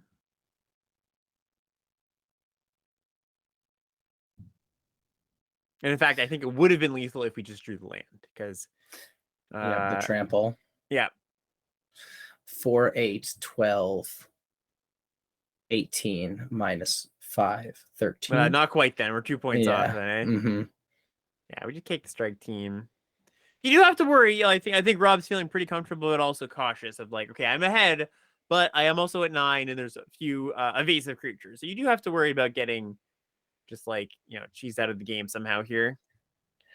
Honestly, like Cavalier taking the take-up shield, gaining me 3 life. Mm-hmm. I'm probably starting to try and do some math in my head of like what puts me out of range. Okay. I like. Okay, so now Rob's feeling safe and doesn't draw the land. So there's a little bit of anxious math to be done here of like, okay, let's see. And it's actually not, let's see, we have 5 blockers to 8 attackers. So it's not just lethal, but I think it's good enough to go for because you're gonna wipe the rest of the board anyways. So yeah, I think you just pump and you're in a really good position. The options here for Brishi are die or have the entire board wiped. So okay, so assume that the Kavus aren't getting blocked and you're not swinging with Baird. Yeah. I think we are holding off for a turn. Interesting. All right. I don't hate it because I like that I get 1 more token. I like that I give myself another turn to get trample for everything. I think this is the safe line that I am okay with, but he's putting himself in a okay. So now you want to throw away this land. I thought he was going to slam it. I think I do it now. Yeah. The 6th land isn't really doing anything for you. Oh, tap for yourself. Please don't let the auto tapper get you. No. All right. Now, yeah, unless Rob decides to be mega conservative here, I believe we will have lethal, or at least just like force some really good blocks. There's 7 blockers to 5, 6, 7, 8, 9, 10 attackers. So yeah, that's again, that's like very, very close. Oh wow, you don't want to. Oh no, they're doing it for a point. I see what's happening. We're casting Baird for a single white mana to ping the 3/1. That's cute. Oh yeah. So is it for each red card cast you get to ping 1 any target? It's whenever a red permanent enters the battlefield. Yeah, you get to, or whenever you cast red permanent. Sorry. So the line I had said earlier of I was like, I don't hate take up shielding the Cavalier. That would have put him at 6, and then the subsequent attack would have been down to 3. Bless you. And then it would have also put him within 1 strike of lethal and then unable to kill it with a ping. So I actually think that I know that sounds ridiculous, and that was like a hypothetical I would post, but that no, would have been game. In next turn, it would have been if he survives this turn. But I think there was maybe without the land draw a way to chump everything and survive. Yep. Master blockers. Okay. Oh wow. Not today. Not attacking yet. Jeez. We're just making sure we have extra lethal.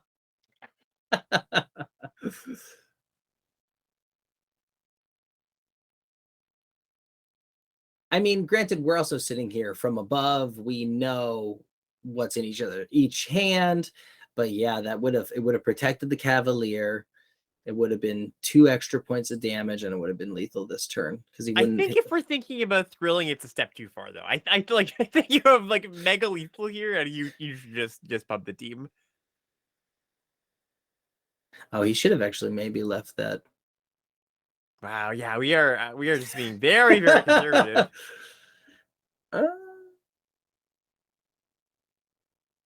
I think he wants the land. He's like, I want the damn land. Yeah, you want the comfort of the trample, right? Yeah. But yeah, I mean, there's just not enough blockers to survive here. Oh, poor Barishi. The game is trying to say, like, no. Rob wins.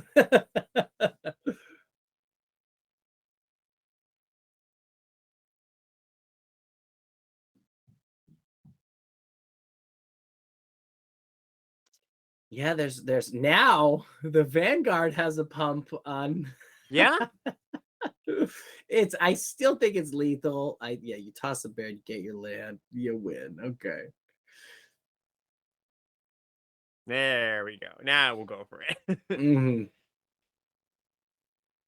Yeah, go for the attack. Let's see, maybe we'll even have the courtesy of doing it before blocks. Just say like I have it, you don't have to figure out blocks. Yeah, just don't worry about it. Okay, so that means Rob will have a small mountain to climb. Yeah. That being Springbok of the back-to-back best of threes here to get himself the W. So we see Amphibicopter coming in fourth. We see Barishi with the other Boros deck coming in third. And then Rob himself taking on Springbok. Last DMU Limited Championships runner-up in the finals. So will Springbok avenge his loss? Will Rob be crowned the new winner? I think Rob's deck's good enough. I think. Yeah, like, me too. Like how it's gonna come down to, is Springbok able to deal with both Bairds? And to be perfectly honest, he has a single bite down and an extinguish the light. And those are his only 2 pieces of removal. Other than that, it's like trading in combat. But if he never ever puts the Baird in perilous situations, then it's so silly. It's so silly how this one little uncommon can run away with an entire pod just because it's so the redundancy and the consistency of the game plan just works so well.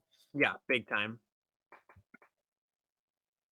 Yeah, it's gonna be an exciting match, actually. It's like the polar opposites, right, of the format, where it's like the super aggressive deck and the super controlling all. Yeah, here we go. Finally, the math is figured out. Okay, so you put this on your strike. Oh, he didn't block with the strike team. I was gonna say you put this on the biggest thing possible to gain as much life. Oh, and he's gonna be able to gain 5 here. This is still definitely lethal, right? Oh yeah, it's like they're gonna go to like -25 or something. Yeah. So I'm curious to see what number it is. I think it's gonna be -11. Let's take some bets. I'm gonna say -25. No. Oh, okay. 27. I was close. Yeah. Okay. All righty. Well, congratulations, Rob.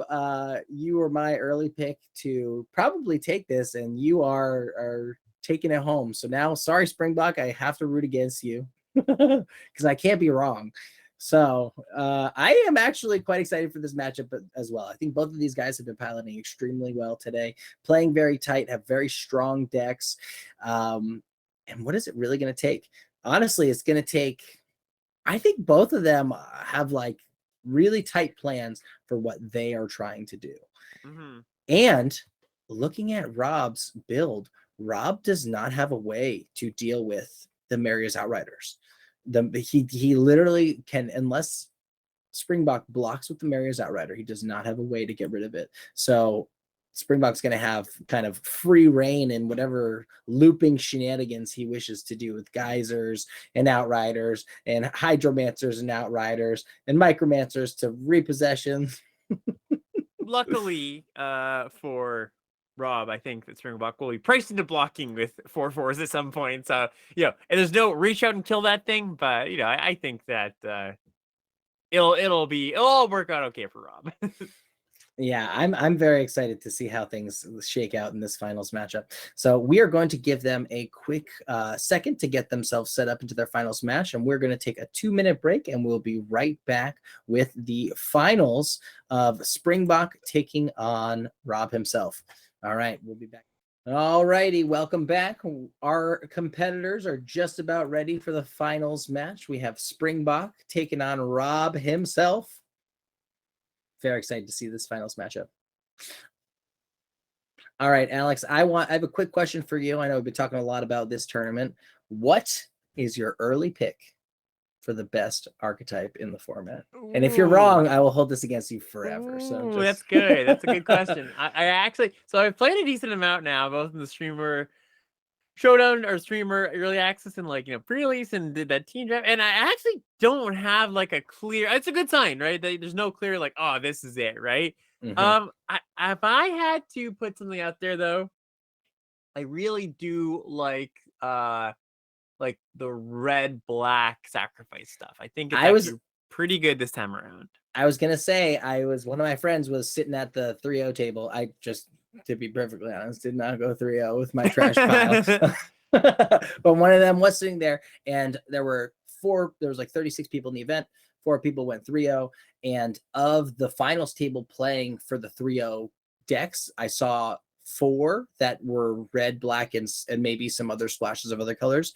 But that of like the 5 versus, or so the 8 matches going on, I saw 4 that were in the finals with some combination of red and black. Interesting. So I think that there's definitely some depth there. I think that the creatures wind up being pretty solid. Like when you even look at some of the things you called out in your draft guide, I think Emergency Weld is pretty gross.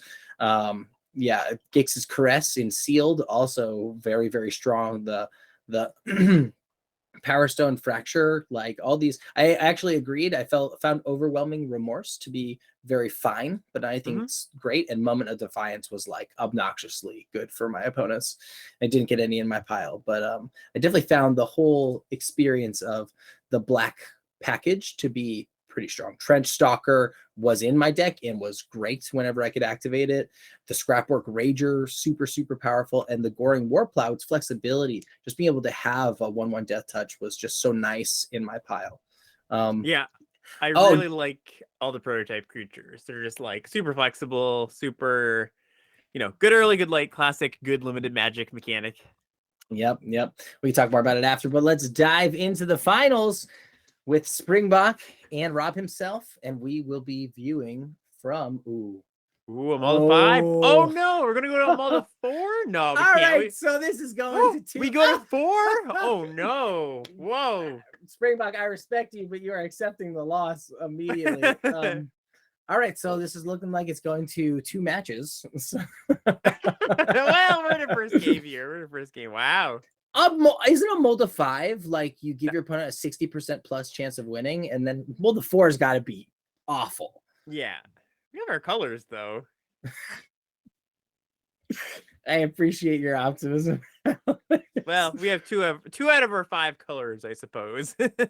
Tell me he's about to Flowstone Fusion this. No, okay. No, I imagine you just take. Oh, we do. Okay. Oh, afterwards. Okay. Duh. What was I thinking? I was like, well, I thought you were just gonna play our creature, but that's fine too.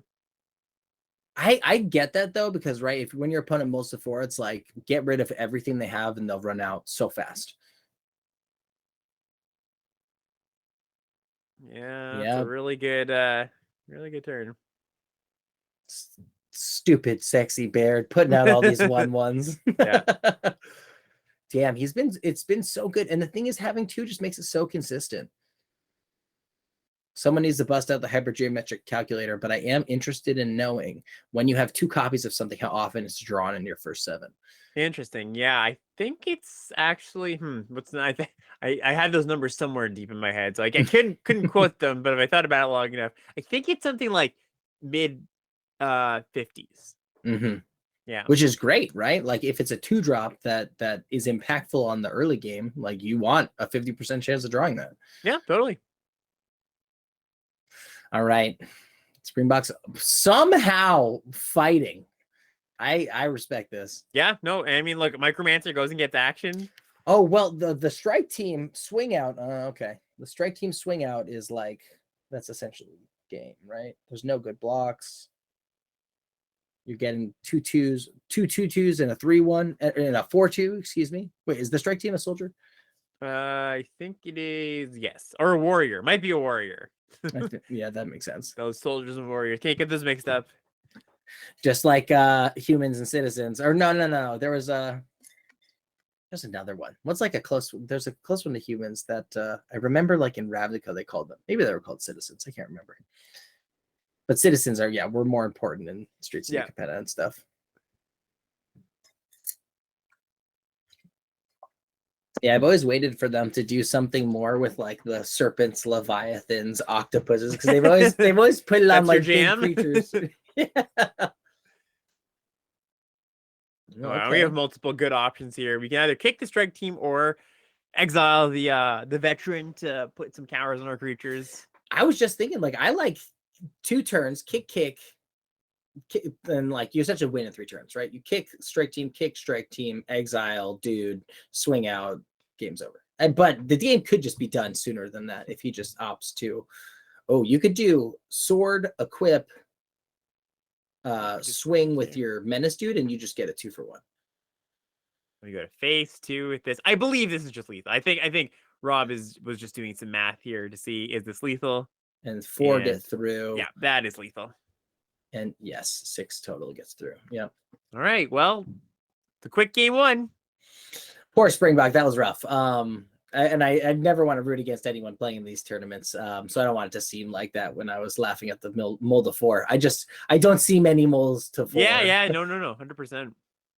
All right. So better luck from the shuffler. I don't think there's a whole lot you can glean from that, except maybe including the Tide Pool Turtle. I think honestly, maybe you want that over the Snare Spinner. Snare Spinner's fine. Yeah, Snare Spinner was a lot better against the other red white deck where there's multiple like 2/1 flyers. Yeah. But against all right, so we will be right back for anyone watching on the video. We lost the stream for a second. So one of the things I saw yesterday that I actually want your opinion on that messed me up a couple of times was the Fling, the Pyrrhic Blast. Yeah. This didn't seem good to me when I was reading it, and it played out. I encountered it 3 times in 2 separate matches, and it worked very well for my opponents, sacrificing things I was trying to kill. I don't know. What I can't remember. What was your thought of this in the pre-release? Never mind. We can talk about it after. Yeah, there, for sure. All right, so we're in game 2. Wow, it looks like. Sorry to interrupt. No, you go first. But was it a mold of 6 for? I was gonna say I think we mulligan again. So think about Springbok's on the play, and we're on turn 2. So we have 1, 2, 3, 4, 5, 6, 7 cards. That's a mold of 5. So we mold of 5 in this game too, I believe. If not 4, I'm pretty sure 5 though. Springbok, what's happening, man? What did you piss off the magic gods? Okay, they were like, this player's had it too good for too long. Ooh, interesting. I feel like I'd want to push. That's my only thought. Is I feel like I'd want to kill the available blocker. I would think so too. Yeah, I'm just getting for 4. This is going to be pretty good for Springbok because now Rob hasn't added to the board, and now we can just geyser the Baird. So that's a pretty good turn. But I don't hate Rob's position still.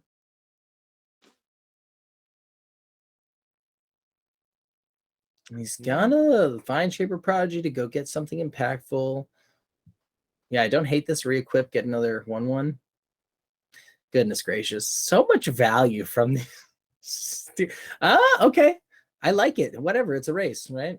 Let's go. Oh, tap land. Okay. He didn't have a blue. So yeah, that was the right call.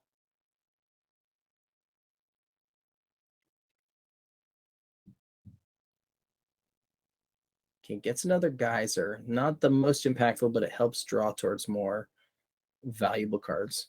Yep, not bad at all here.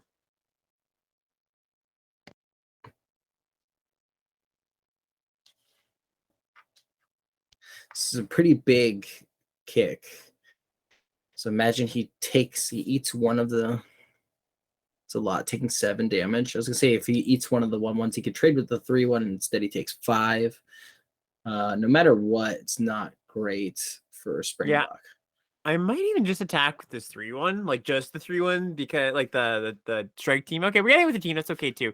Mm-hmm. Yeah, this is the either just get in with the 3/1 because then it's just like you offer that, or you get in with the whole team. I don't like doing anything else. Like if you're going to not attack with everything, you probably want to keep the 3/1 with the axe on it back, so you make a 1/1. And Springbok's just drawn a million lands. Does get to kick the geyser, but game's gonna be over pretty darn fast here if we just kick our strike team and then do it again next turn.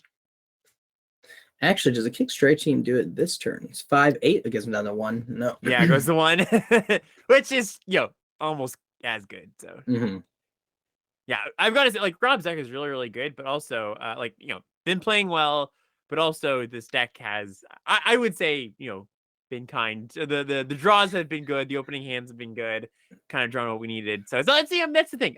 This isn't trying to discredit Rob's play at all. But like when you're gonna do well in a tournament that goes multiple rounds, you kind of have to have it all come together. Good play, good deck, good draws, right? Yeah, you gotta get a little. I mean, honestly, like the opening hand is a little bit of luck. The deck shuffle, the lineup of the cards you draw is a little bit of luck. Like there's 90% of it is in your control, but you'd be fooling yourself if you didn't say that it didn't take some luck to perform highly through long tournaments.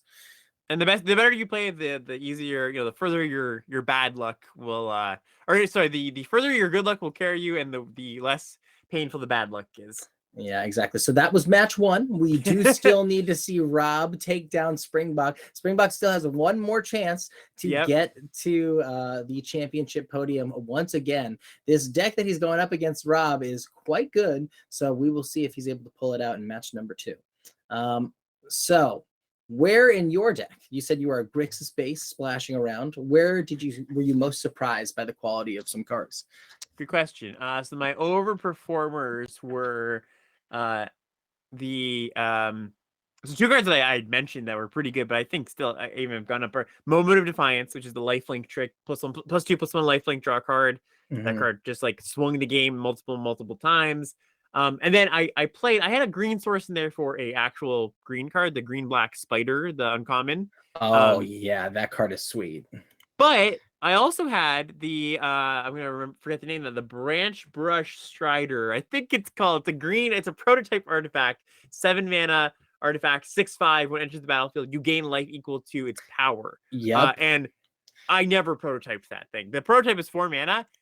I think that card is like not even a green card. It's just a colorless card. You're gonna play 7 mana, 6/5, gain 6 life so much of the time in any deck. So that card was great. Yeah, that's honestly, I need to look at my pool again because I think there were a couple of cards. Like I had a pretty deep well of green, and I could have probably went down some other routes, but I was trying to play the rare. I got to Kasia's Welcome or whatever, the one where you play small things that draws cards, and my rel. So I was like, okay, I'm priced into white, and then black had all my removal. So all right, into match number 2. I will post that for anyone curious to the Esporter Discord a little bit later, what my deck was, and I'll also post alongside it what the sideboard was if anyone wants to let me know where I went wrong. All right. For this game is that I don't think anybody mulliganed. I think we're having a nice, clean, fair game 1 here. Yep, good game 1, and then we see the nice aggressive start from Springbok. It's a good 2 into 3 from Rob as well. But so what is this cavalier if not a soldier? I'm curious. It must be a warrior, I'm assuming, but how is that not getting pumped? Yeah, because it would have been unfair. That's why. Yeah, I guess, sure. A human warrior, but not a soldier because Yeah. they're a mercenary. All right, so not getting a land here, actually pretty rough for Rob, and maybe going to allow Springbok to stabilize a little bit. I do not hate. So my thought would be the Caledon Strike team. Excuse me. You enlist with the Valiant Veteran, and you swing with all three. So the 4-2-2-2-3-1. Yeah, this is a tricky turn because we have a lot of things that we could do, right? We could try to hit the land drop here. We could just like play a 3-1 here. It's like not unreasonable. I do think I like pitching the 2-2 here. Just try to hit a land. Oh, we pitched a 4-4. Okay, interesting. Maybe trying to hit the land to play the 2-2. That makes some sense too. Yeah, I don't mind that. I do think if Rob on the screen has up Springbok's pool, it might help to know what a tough time, granted he's got the turtle here, but I was gonna say like generally what a tough time he would have with a 4-4. I don't know. Do you think that line would have been just way too unnecessarily aggressive of the 4-2-2-2-3-1 swing last I think turn? at 20 life, yeah, I you want to keep your creatures around so that you can use your pump spells when you draw them, use your equipment. So I think you're not trading off, or you're not pushing enough damage with that attack, and you're trading off too many things. Oh wow, we sack a land here. Sacking a land when you've got a draw spell and a Tolarian Geyser strikes me as a little bit odd, but we'll see where this takes us. Maybe the thought is like I'll be able to get so many more lands later. Like I'd rather keep the velocity moving. Like that's how I'll get to my advantages, just by moving through the deck faster. Okay. It's got 2 turns away from getting a second 2/5 blocker out there. It's not bad. Yeah, I think I think I'm oh, I was gonna say I think advantage Rob here. Now the board is stalling out. Cause it's so funny because you would think aggro decks just like don't want the board to stall out, right? But like it's exactly what this red white go wide deck wants a lot of the time. Because now, not only with Baird, but we're drawing towards our heroic charges. Absolutely ridiculous how wide this board has gotten. It's like turn 7. Yeah. And if we draw a land, it's only gonna get wider from this point. Also excellent because if we kick a strike team, that is 7 power of hasty damage out of nowhere with the Soldier Lord, right? So that's a lot.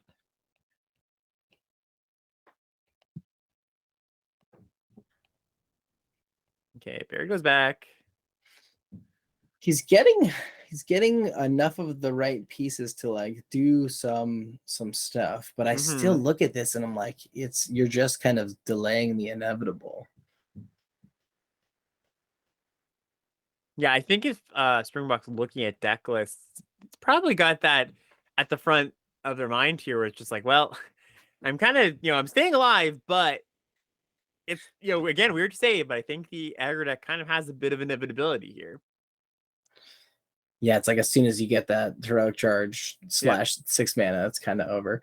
Yeah, like I look at without Sojourners, without Territorial Maros, without any like things that have trample or ways to grant flying, like on a board stall like this without the big bombs, he really has to get tricky with some Maria's Outrider shenanigans to get there, I think. Yep, agree.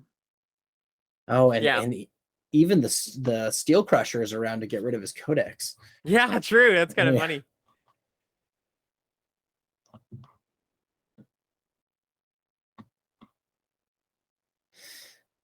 Oh, I was gonna, Baird's probably the right target. Yeah. Yeah, Baird bites the dust. Let's play a naked Mind Shaper here.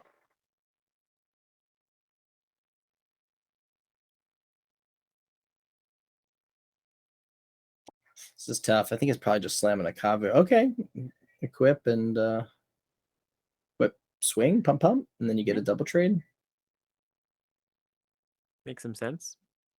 Actually, he doesn't. He doesn't actually get the double. double trade if he blocks with the turtle. But I also like swinging and forcing him to block with the turtle and something else, and then I go 1-1 Kavu to turtle because the turtle is the only thing kind of blocking the way there. Yeah, I think you want to start to pump in or start to chip in with these Kavus just to like, it's one creature that is able to run through multiple blockers here. So that's what I would be looking to do. And Springwalk got a pretty good turn here where we got the Hydromancer copying, I imagine, Micromancer. Mm-hmm. Yeah, that's a very bold attack. Yeah. Well, again, oh wow. Still not a second white. Again, this is, I think Springwalk recognizes that, hey, I've got to start pecking in here, or else I'm just gonna lose to this charge when it gets cast, right? Yeah, obviously this turn we can see that the charge just got drawn, but Springbok might be thinking, hey, that already could be in Rob's hand, and he just can't cast it because he's missing the white. Auto Tapper got Rob here a little bit. Oh yeah, because we can't the Kavuk. Yeah, that's right. Yeah, 1-for-1. You get the interesting choice. I'm probably going to try and kill the 2/5 though.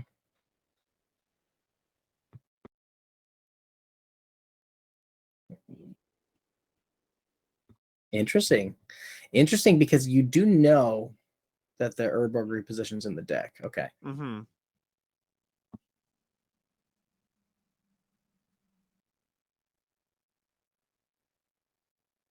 Okay, so we're killing the 3/2. Yep, so our Kavu stays alive. Mm-hmm.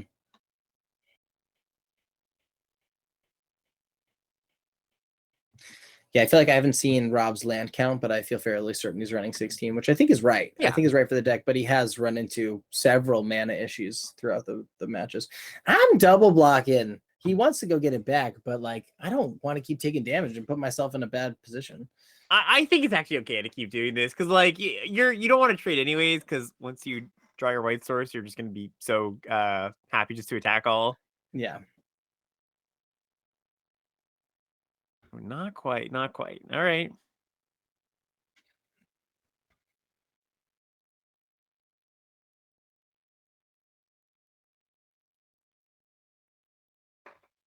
Oh, okay. I feel like this is maybe a little bit of impatience. But I also kind of get it. Like he's all right. 1, 2, 3, 4, 5, 6. Yeah, I think I would also hold that myself. I just don't think the 3/1's not adding too much, and if like kicking it just is so much more than not kicking it, He only gets in 5 unblocked damage. Yeah. That's a tough one. It's a tough one, right? Because you draw another. He's probably going to hit a land next year. He's probably over 50% to hit a land at this point. So he gets a land. He kicks the strike team. He then is able to actually get in to. Oh, that's like pretty good meteorite to get rid of the soldier lord. Yeah, that's not a bad draw. Although it is kind of awkward because the soldier can still pump stuff from the graveyard. So is that everything or just soldiers? It's just soldiers, yeah. Okay, I am liking this game a bit better. There's a lot more parity. Yep. Honestly, like I get getting rid of that, but like Springbok's got to be getting close to his codex, right? So I got to be thinking like, okay, that's probably going to be one of the ways I win.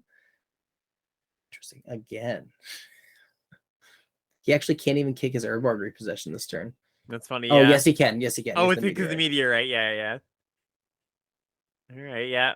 Goes with the block.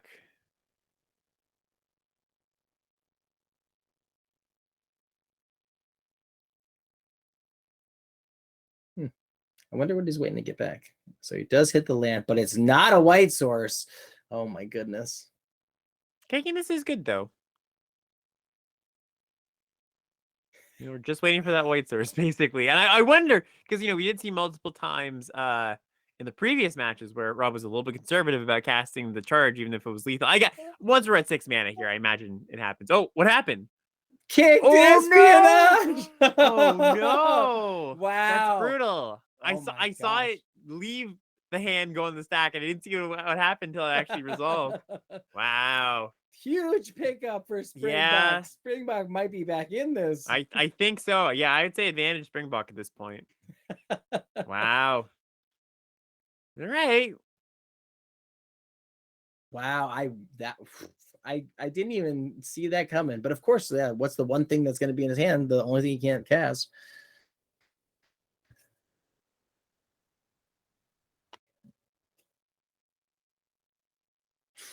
Oh my goodness. It's such a juicy attack. I want to see it happen, but we're not there yet. Now he's got the double. Oh, no, he doesn't. He can pump his soldiers, which gives him an additional 5 at least points on the battlefield, maybe 6 if the Keldon strike team is a soldier. Guys, there's a token. Okay. Yeah, I don't know if he got him so close. Oh, okay, wait to Pixie to make a he's got a Pixie to make a planes. Pixie to make a planes first. Oh no. Okay. Pixie to make a planes. Pixie to make a planes. No, that's unfortunate. That's twice he's missed that one. I gotta tell him that later. It's okay. Well, the 1 point might matter too, because 5 + 5 is 10. 4 + 4 is not. It's like we're at 6 now. And all he needs to do is buy back the repossession so he can start swinging with it. But I guess he could chump. Interesting. He's like, I gotta make up for this. Yeah, getting that point. Yeah. All right, goes for it. I imagine this has got to be right. I think you have to swing out here. He has no way to sack the Outrider, so it doesn't necessarily go to the graveyard. He can just destroy it with the Extinguish the Light, right? He's got enough mana to like extinguish, replay. 5, 6, 1, 2, 3, 4, 7, 10, 11. He's got 11. Wait, how can you do that? Oh, because you could single buy. Okay. I don't think I've ever cast repossession for its non-kicked cost. Too greedy. It's illegal, yeah. Well, let's see if he sees it too. I hope so. He does need the Pixie flip though to the planes. Yes, that's true. Well, he could also just get in a point. That's okay too. And he does know the opponent's hellbent, so no cards in hand. Okay. Counting, yeah. Does he see it? I think Springbok's the kind of player that I've seen make plays like this before. So I think he will see it. He did. I saw him target it. There we go. Okay. Wow. All right. Good job, Springbok. Your combo is working, and it is fun to see. Rob, oh, goodness. So was there a moment earlier in the game where Rob could have...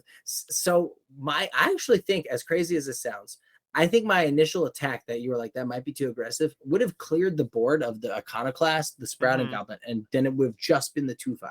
So then if he found a way around, like pumping the Kavu with the Vanquisher's Axe or something, just around the 2/5, he would have maybe been able to push some more damage earlier. I don't know. I don't know if that's right. I thought that would have been an interesting line earlier. He is running 16 lands. Yep. Yeah, I think it's reasonable to do that play early on. I don't dislike it, especially when you have a lot of action in hand. I am still amazed that Springbok's able to find these lines to get to the W. Yeah, that was great. That was a really good game. Mm-hmm. Ooh, I like how Rob titled his deck Esporter Champ. Yeah, I love it. Yeah, that's great. No, that's very manifest your future. Yeah.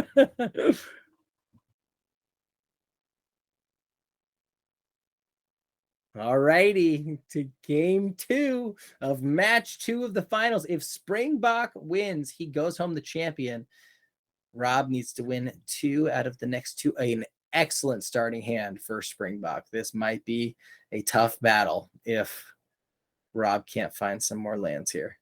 Yeah, oof. A decent win for Rob too, but yeah, you get that white source. Yeah, he does still get a creature out. He could maybe land and start to get a little aggressive. So I think I do the classic Quente special where I fast pass through to the attack. Like, oh, I messed it up. Yeah.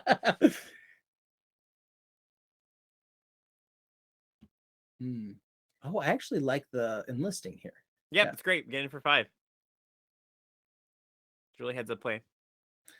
instead of wasting me over here wasting your single piece of removal Flowstone Fusion to get rid of your snare spinner by And it works trying out to too because cheese your opponent. No, this is good. yeah, we're gonna get to Flowstone this 3-2. Springbok might trade off Pixie and 1-3 for. Oh wow, that's a really good draw too because then we get to grow that. So we go infantry, kill a 3-2, and yeah, I wouldn't be too surprised. Maybe for a double block. I don't know what's gonna happen here. I probably would just kill the 3-2 because I think the 3-2 just naturally blocks. Yeah. I don't know if Rob anticipated this. And you might just go for the Flowstone. I know he's gonna do it now. Yeah. But yeah. A little painful. I actually think it's probably right to protect because you still get to trade twice. I think so too. But yeah, probably should have happened before attacks. No second black yet for Springbok. Well, it got the Pixie, right? So. Yep. Okay. Pixie may need second black. I was gonna say, yeah, there's a world where he just runs this out now, and it looks like he agrees. All right, there's the white source for Rob. Yep. It's a little awkward because you almost wish it was like a mountain, so you could like pitch it to because like you don't really want to pitch this peaks to the thrill, but you do want to cast the thrill, and you don't want to pitch the other cards either. So yeah, it's kind of an awkward spot. Honestly, he was running 9-5-2. That yeah.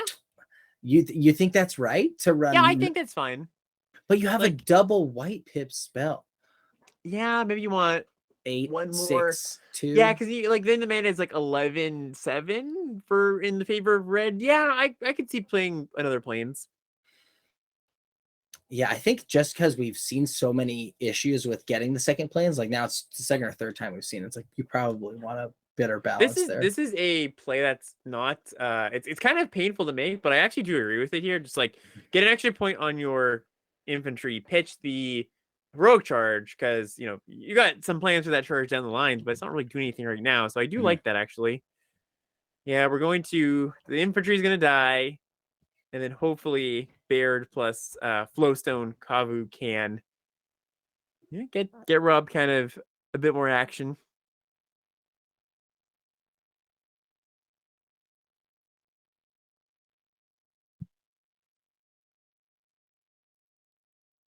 Yeah, this Urborg repossession might actually be the card that wins Springbok the game. If Rob can get any of his 4-drops, and he's got 4 4-drops now that he wants to hit with 26 to 28 cards left, so he's probably got somewhere around like a 10 to 15% chance of hitting one of his relevant 4-drops. Or just a bunch of strike teams. Like we still have another strike team left, right?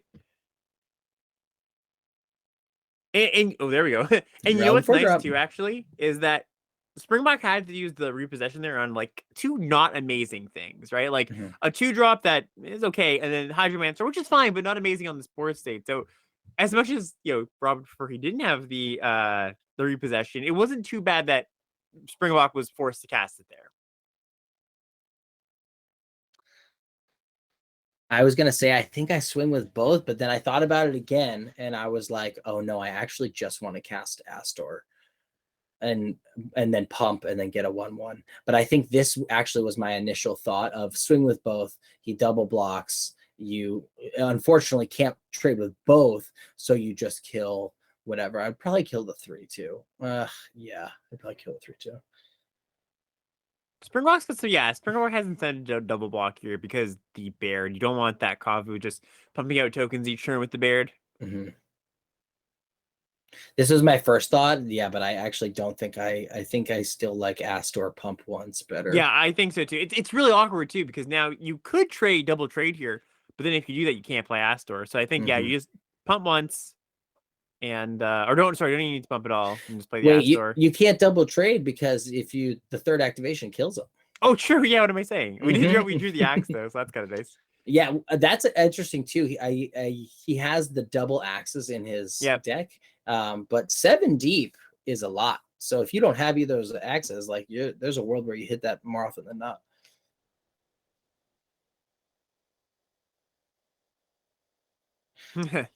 The redundant Baird. Yeah, I mean, I guess it works.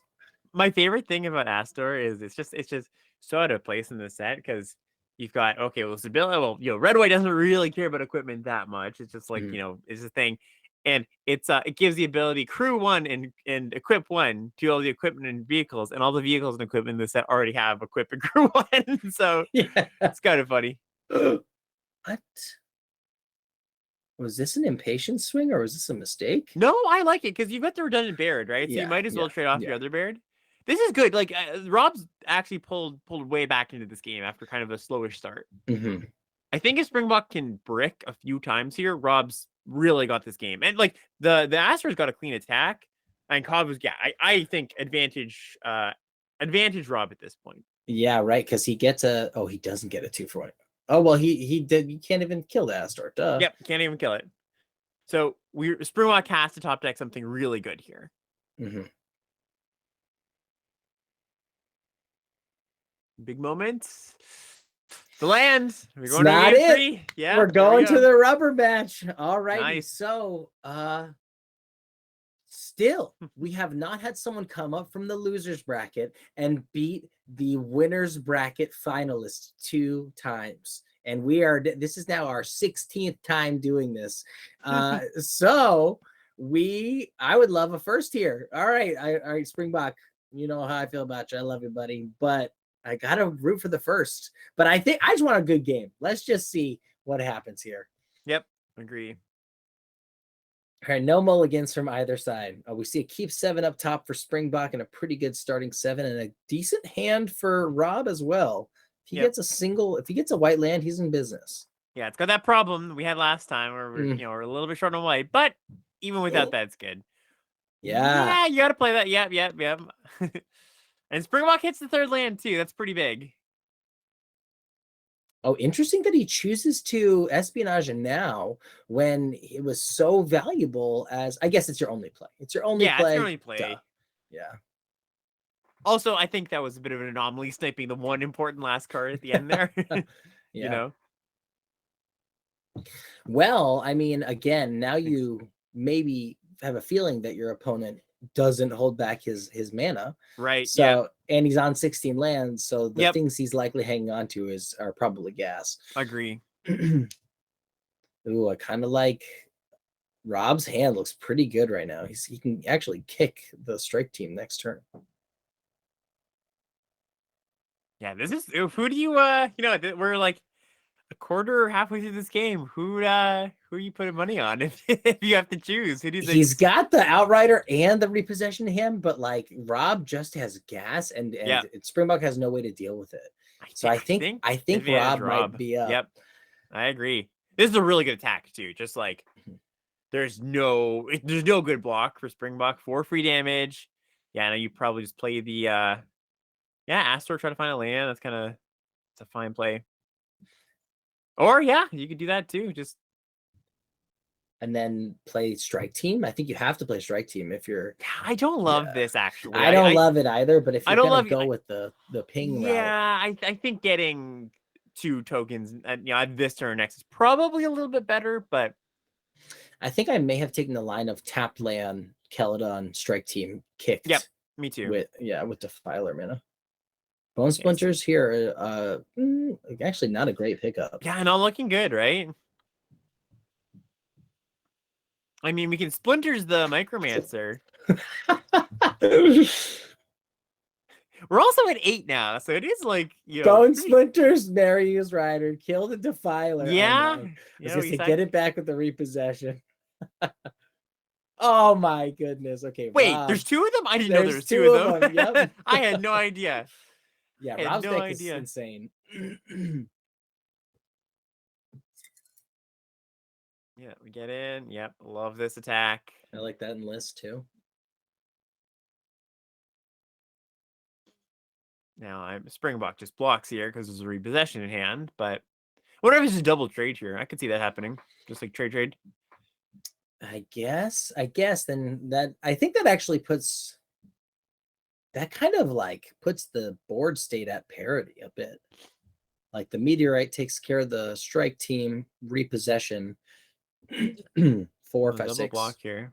Okay, 7, double 8. block is okay. He can both meteorite and kick repossession next turn. That's pretty. Wow. That's pretty stabilizing for Springbok. Oh my gosh! But This Springbok is a really only, close game. Yeah. Yeah, Springbok only has one more piece of removal that can deal with the Defiler in his whole deck. I think. Oh, sure, interesting. Yeah, and I'm sure Taking Springbok's not going to be too thrilled about this second Defiler. Right, kind of a big draw. Yeah. Okay, Prodigy's not bad. So now we can go Meteorite. Oh, can't quite go Meteorite, kill something. Or sorry, cast the Prodigy, right? So we have to just cast Repossession, kill the 2/2. The Cavalier. We get back Micromancer and and then he wait, he does not have a second Bone Splitters. He just has Repossession, and so he doesn't even get the Micromancer because he's like, I don't need a is that lethal? 8. Quick mess. 8-14. It is lethal if he doesn't block, but he's gonna block the 3-1. So then he takes 5-8, 5-9. So he goes down to 4, and then strike. Wow. Puts him at 1. Okay, so he can put Springbok to 1, which is essentially lethal-ish. Oh, but the bad thing here though is if you this is okay. I was gonna say if you can't kick it. Okay. No. The problem would have been if Springbok blocked the 3 or the 1/1. Oh, I guess he would just die after that. So it wouldn't actually be a big deal. I was gonna say the turtle could attack back and the Outrider. Oh no, nothing in there makes sense. Because wait, hold on.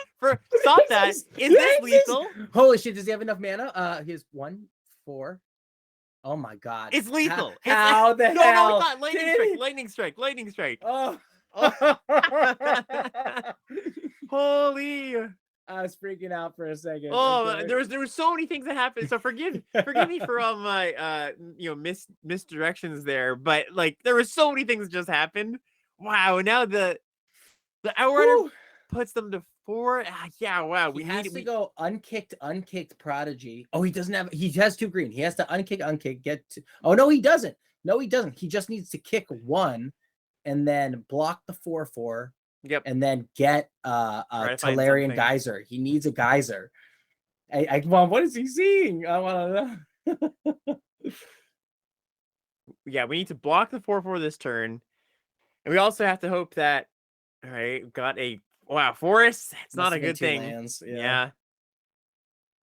I think you have to hold that second one though. I think you have to just hope to trump and then get something good with the next turn. Oh, strike team, lethal strike team. That's it. That's it. Is that it? You block 3-1. He takes 3. He takes 3. Oh, it takes 3. No. The ping, right? Oh, the ping. The ping. Yeah. Wow. That's lethal. Rob takes it down. Good. That double match. Wow. Springbok and Rob. That was incredible to watch. That was amazing. Wow, I feel vindicated or validated that my choice to win it all. Honestly, when I saw Rob's deck, I was like, this is probably better than the rest of the field. Yep. But Rob, congratulations. That was incredible. We watched you battle back after a relatively early loss to your mirror match opponent, Barishi, taking you down in 2, for you to only come back in the losers bracket finals and take him down 2-0. That was incredible and a ton of fun to watch. What a day of magic. What a way to sunset DMU. And now we move on to Bro. And for anyone curious or anyone who wants to join, Alex will be coaching our next split for the Brothers War. It's actually starting in a week. If you want to sign up today, we are running a flash sale. So make sure that you sign up soon. What else should you know? It's 4 weeks of coaching with individual gameplay reviews, group coaching sessions, weekly scrimmages with the people in your pod that culminate into a tournament for prizes. So if you want to learn more, if you want to get better at Magic, it's a great thing to do. It's a fun thing to participate in, and you get to kind of meet really awesome people who know a lot about the game. What are your thoughts, Alex? You're the one running these things. Oh yeah, I mean, I think they're some of my favorite things to do. Just the group experience, I think, is really cool. just because it's just something you don't really get anywhere else. Both, when you're with the hour that I spend, with the class each week, that's something that's like pretty unique. You don't really find that where you've got just like a group of people asking questions and somebody leading a class like that. Like, honestly, where else can you find that, right? There's just like nothing else really like that. And then there's the experience of just like, playing in this end of the month tournament. I think it's really cool because, one of the things I know I love is just the playing in some sort of high stakes event, like at the for an arena open, on day 2 of an arena open, they've kind of changed the prize structure where it's like, oh well, I only get to one and done. If I lose, I lose. And that's really deflating sometimes because I just want to play more tournament Magic, really competitive stuff. And this is another outlet to do that if you're looking to do that. So yeah, good times all around. And of course, all the fun folks with you and people behind the scenes at Esporter, I think do a really good job of running it all. Awesome. Well, thank you. That's a very, very kind of you to say. We didn't pay him to say that, I swear. Awesome. So let me quick check in with the producers behind the scene. Are we bringing in Rob or are we wrapping here? Okay. Well, everyone, thank you so much for watching. We appreciate you joining us today for 4 hours of tournament Magic, high-level play, really fun contestants and participants in today's tournament. For everyone who played, thank you very much. If you have any questions, come join our Discord, !Discord in the chat. I will post that for everyone. You can definitely come join us. We can answer any questions about the splits. You can come sign up. You can come chat with us about a Magic. Alex, we love you. Thanks again. We appreciate your time. And for everyone in the Twitch world, come join our Discord. Come hang out with us. We'd love to have you in our next split. I'm Quente. It's Alex signing off. Thanks again, guys. See ya.